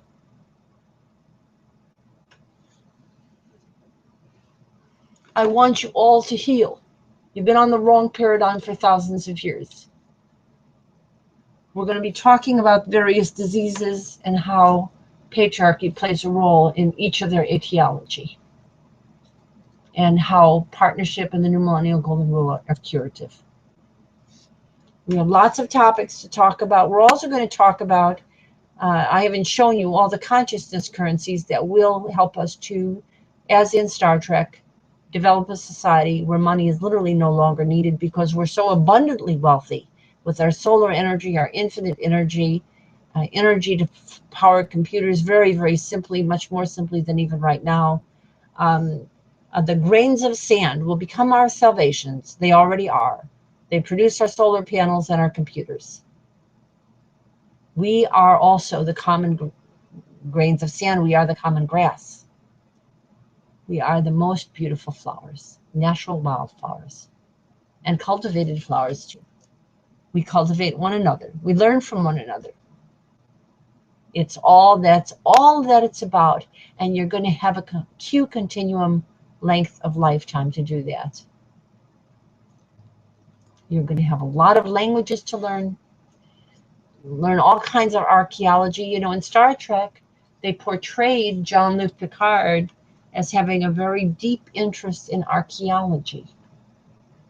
There's a reason for that, because he was searching for Atlantis, where the women were already risen, where the goddess Estrella, the goddess of the Statue of Liberty, was. Me was everybody. Here we are. We've come back. So now I'm going to put the music on again, and I'll try to see if we can do our graphics a little better this time with some screen sharing. You're going to see some murbling around with the graphics, but and then I think we'll stop for this evening. Nobody has called, as far as I know. Let me see.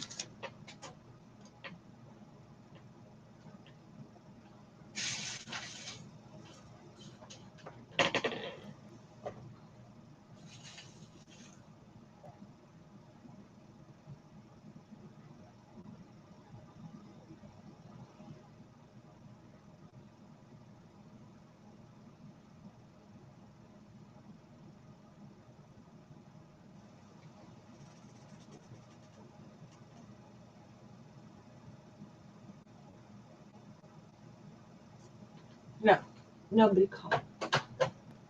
So we'll just play this for you and let you look at some of these pictures again.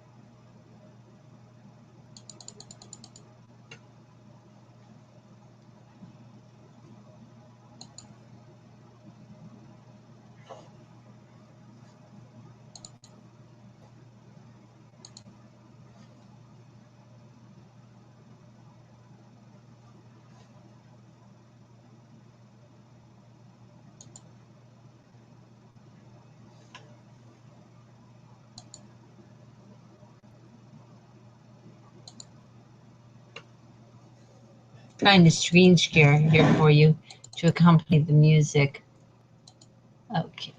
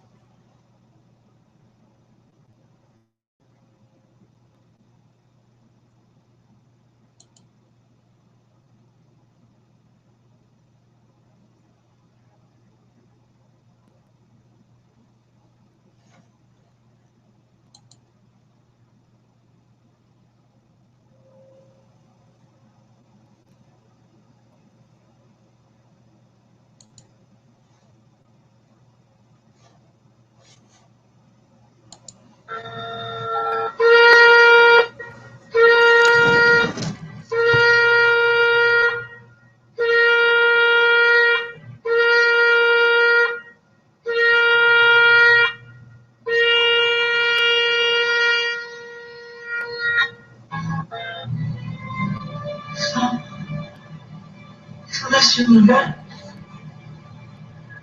No. No words. Words. The sky. I should have said. Oh, so beautiful.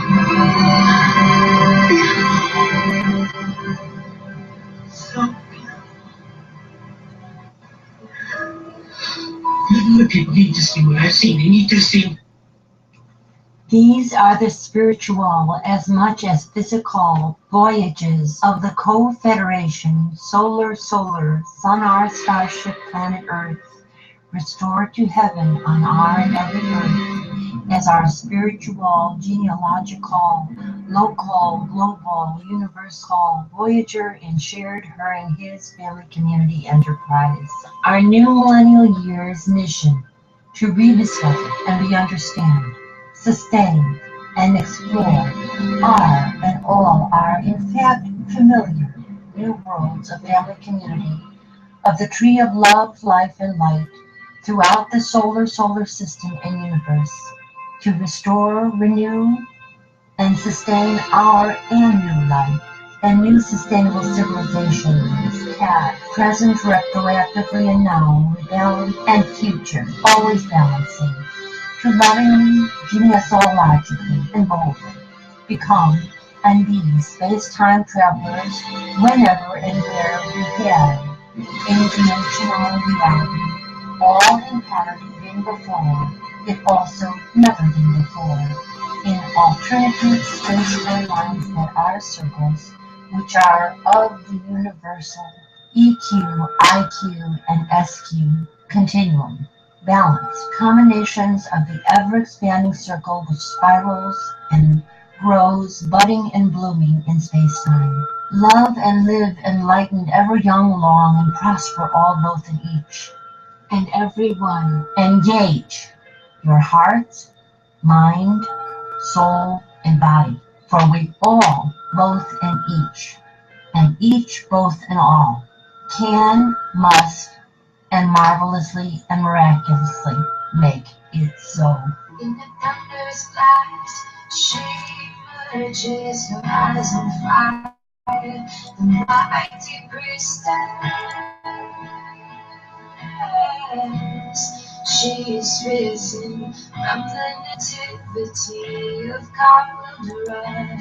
She is risen from the fires of the earth. She is risen. She is risen.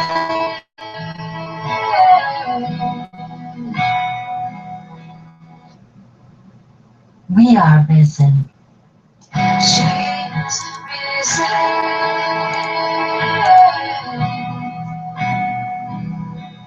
She's risen.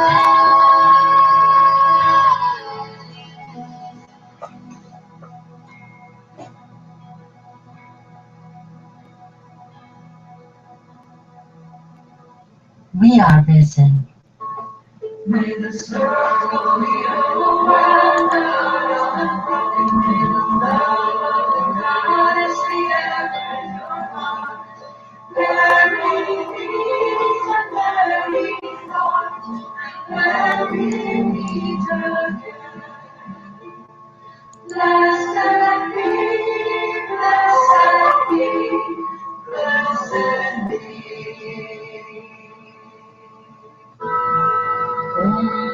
Mahalakshmi मृडप्रिया महारूपा महापूज्या महापातकनाशिनी Mahamaya महासत्त्वा महाशक्ति महारथी महाभूता महेश्वर्या महावीर्या महाबला महाबुद्धि महासिद्धि महायोगेश्वरेश्वरी महातंत्र महामंत्र महायंत्र महासना महायागक्रमाराध्या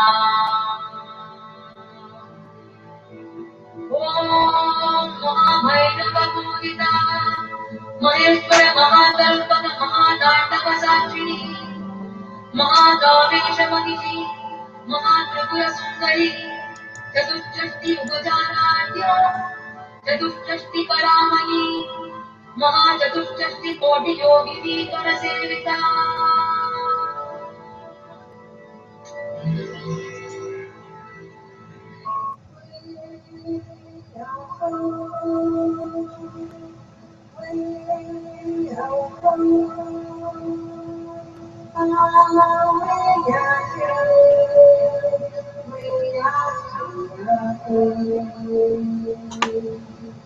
We are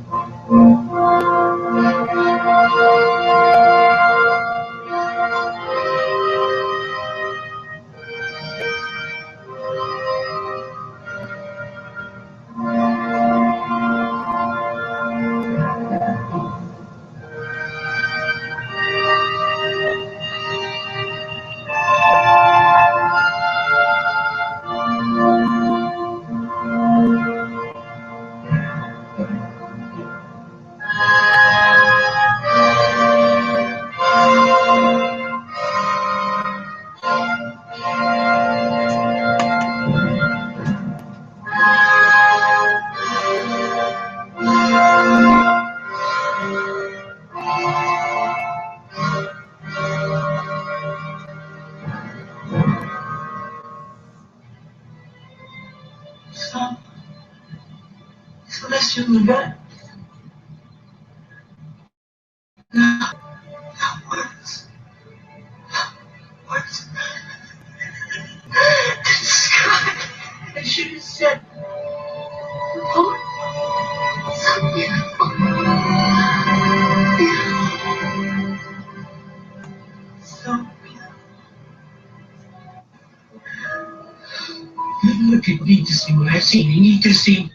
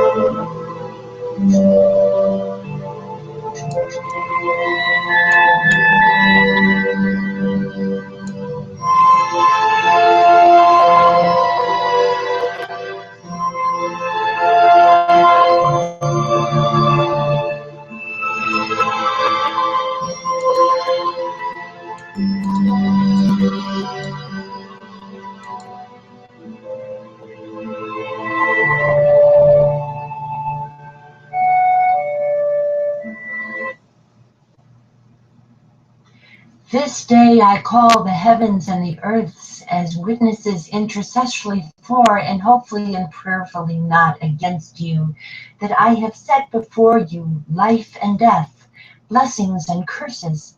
Now choose love and life with light, so that you and your children may live. For I give you good doctrine, forsake ye not our new millennial law.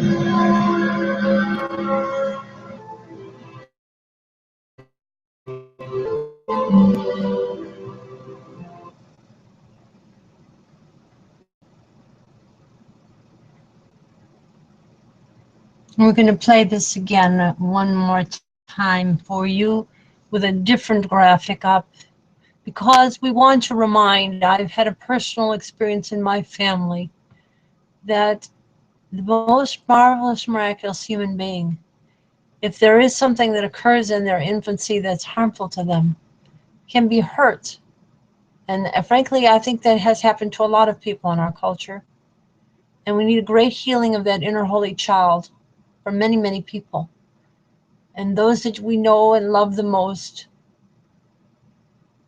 And we recognize what they have to offer within them because of that holiness. We want them to have that holiness always. And I want my family to know that they are holy children of the Mother, Father, Goddess, God. All the people that I know, I want you to know this about yourselves. So let's put on this graphic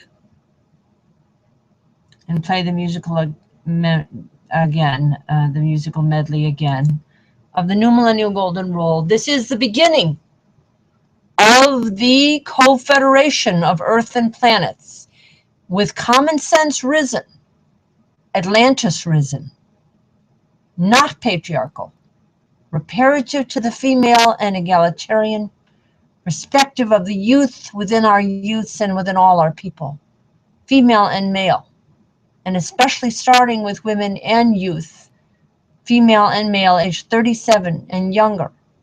My family, your family, we're all one family, included. We have already started, we've given you the link among the representatives. You'll see there hundreds of well-known and obscure women and their children mentioned from every continent. Our government has already begun. We are the state of the union of the planet Earth and in connection with all our planets. I am the paraclete. I am quantum leaps above what is going on your television screen. Turn it off. We are taking over with love power. We are the answer. We are here. I represent you. You are within me. I am a part of you and you are a part of me. Until you can speak these words yourselves, I speak them for you. I am your intercessory, but you must learn the New Millennial Golden Rule. So and tomorrow I'll show you our Cofederation, more about them. We'll look at that even more carefully than we did tonight. I'm just getting used to the technology and I'm not doing quite the perfect job, I know. But I will do even better tomorrow, and we're going to continue this all week and month and throughout into spring and risen spring. So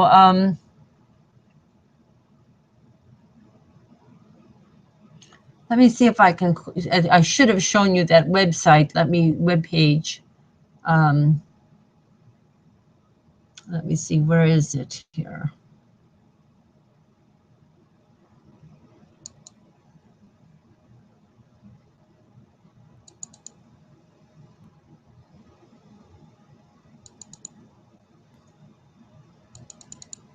My computer is slow.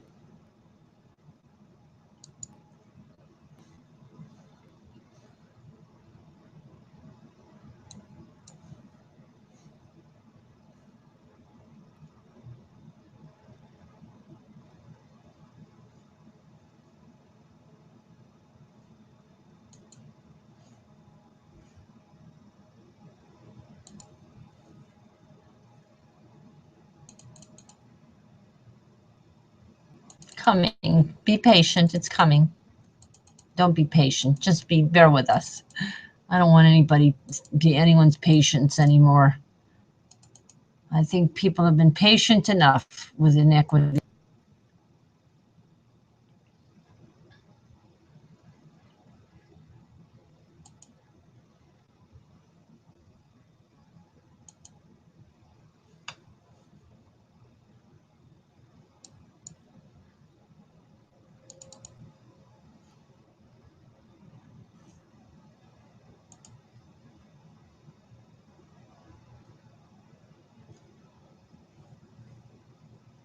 You're looking at my hats. You know, our mother and grandmother were milliners. I wear the hats because in our family, the holiness of a person is crowned by a hat, and is our family tradition. My hat contains the flowers and butterflies representative of nature and the golden and silver halos intertwined.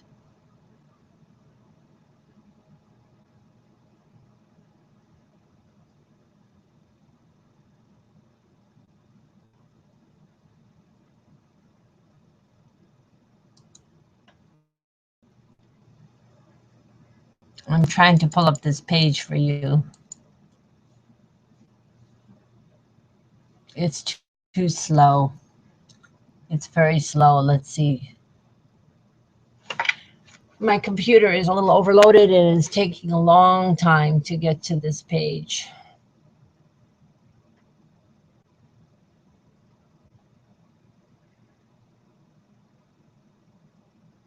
But it's getting there, so I think we'll do this.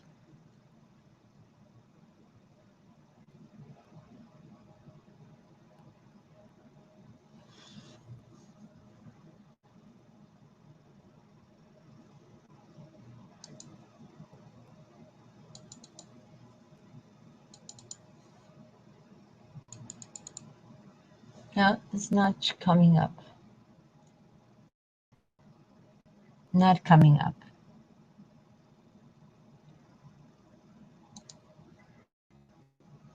Okay.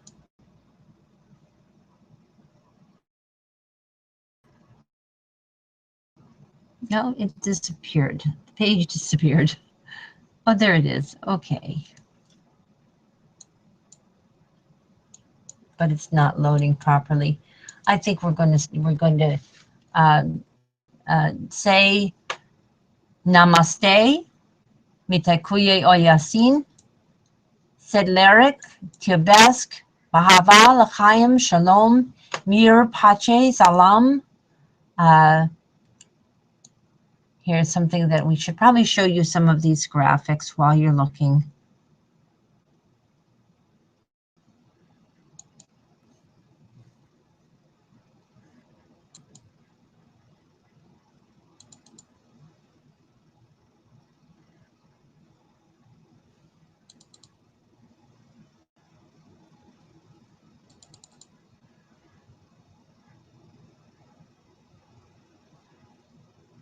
No, it's not. I think the computer is a little overwhelmed and it's probably done what it can this evening. We'll continue tomorrow. We've just begun. Come join us tomorrow. Come join us this week and this month. By spring, you'll be Co-Secretary General's Co-Savior, known to all that know you as blessed people giving great blessings to others. Here we go. Okay, now I can do this.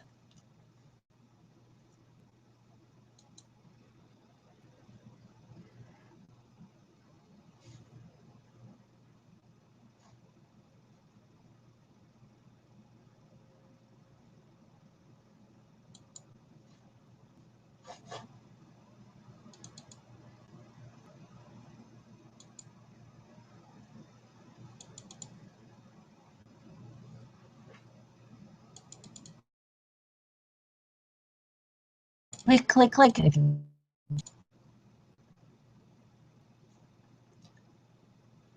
Okay. First, we'll just scroll here a little bit for you.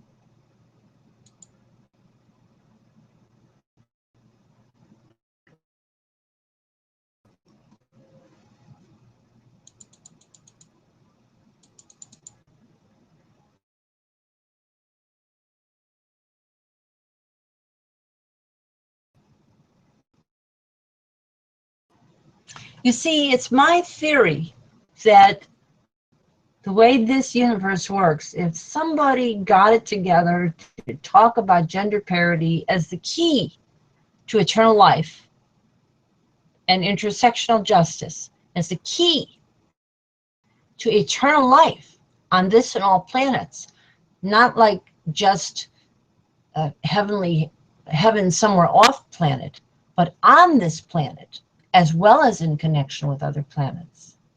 That as soon as that hit Google's Hangouts and reached a fairly large audience, this world will begin to spin in a better direction.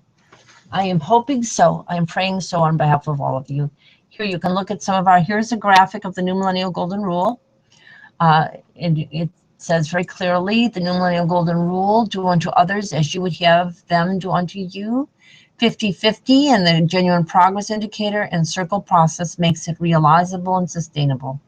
And there you are. And And here is a depiction of Panchat Raj, the 50-50 in every neighborhood, the genuine progress indicator, and the circle process. And here we have indicated that all women have more Christ-like than they, in some ways, than Christ himself. Women have been more self-abnegating, more patient for thousands of years. Here are some of the women who have claimed Christhood or goddesshood and depicted that in various ways. And there's you. And this is a depiction of Estrella, who I am. I am the risen Estrella. I'm also, you might say I'm a reincarnation of Miriam of Magdala, but what I really am is her cousina, who was also Jesus of Nazareth's cousina. I'm one of their younger cousinas that they taught.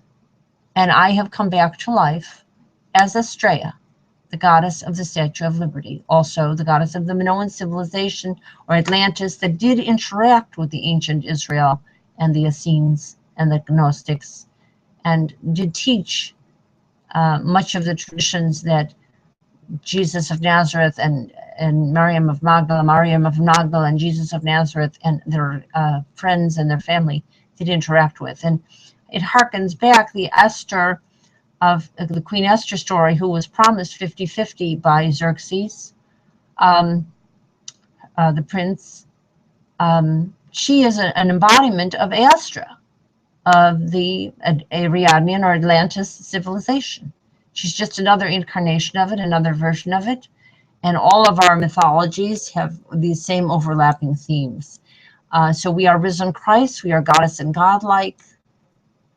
I am presaging the connections of Star Trek by becoming like the woman in Contact, who breaks through the barriers between the planets of the universe and recognizes that it's, and my insight is that it's the new millennial golden rule that will allow that breakthrough to actually occur.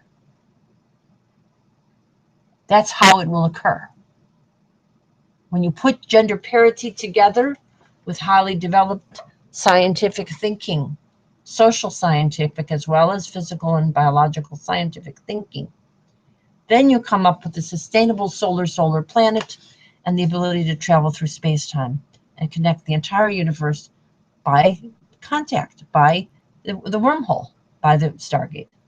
And here we have a depiction of how important it is to have both democracy and the loving breastfeeding experience as children, because one feeds into the other. The willingness to find the goddesshood within yourself and the godhood within yourself is what gives the impetus to democracy. It is the democracy that protects the inner child of all people and gives us enormous genius powers, and we can explore the universe thereby. So that's this picture. And this picture is very important to my sister and I, and my sisters and I, my Cousina sisters and I, and all of our Cousina sisters, and their Cousina sisters. We haven't talked that much about the white-capped buffalo women tonight. We'll talk about them this week. They have quite a bit to say to us too. And it's that time. So we're going to stop the broadcast. We'll be back.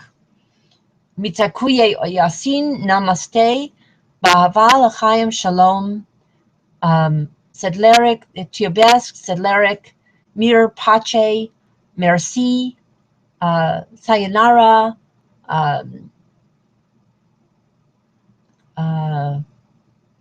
whatever other languages, and let us say, let us love and live eternally young, longest, and prosper, one, both, and all.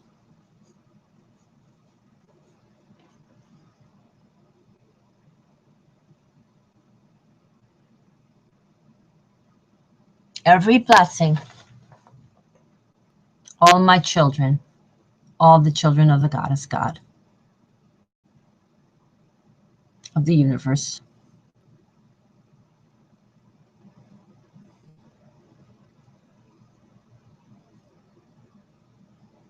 I think we ended the hangout. I think it's closed up.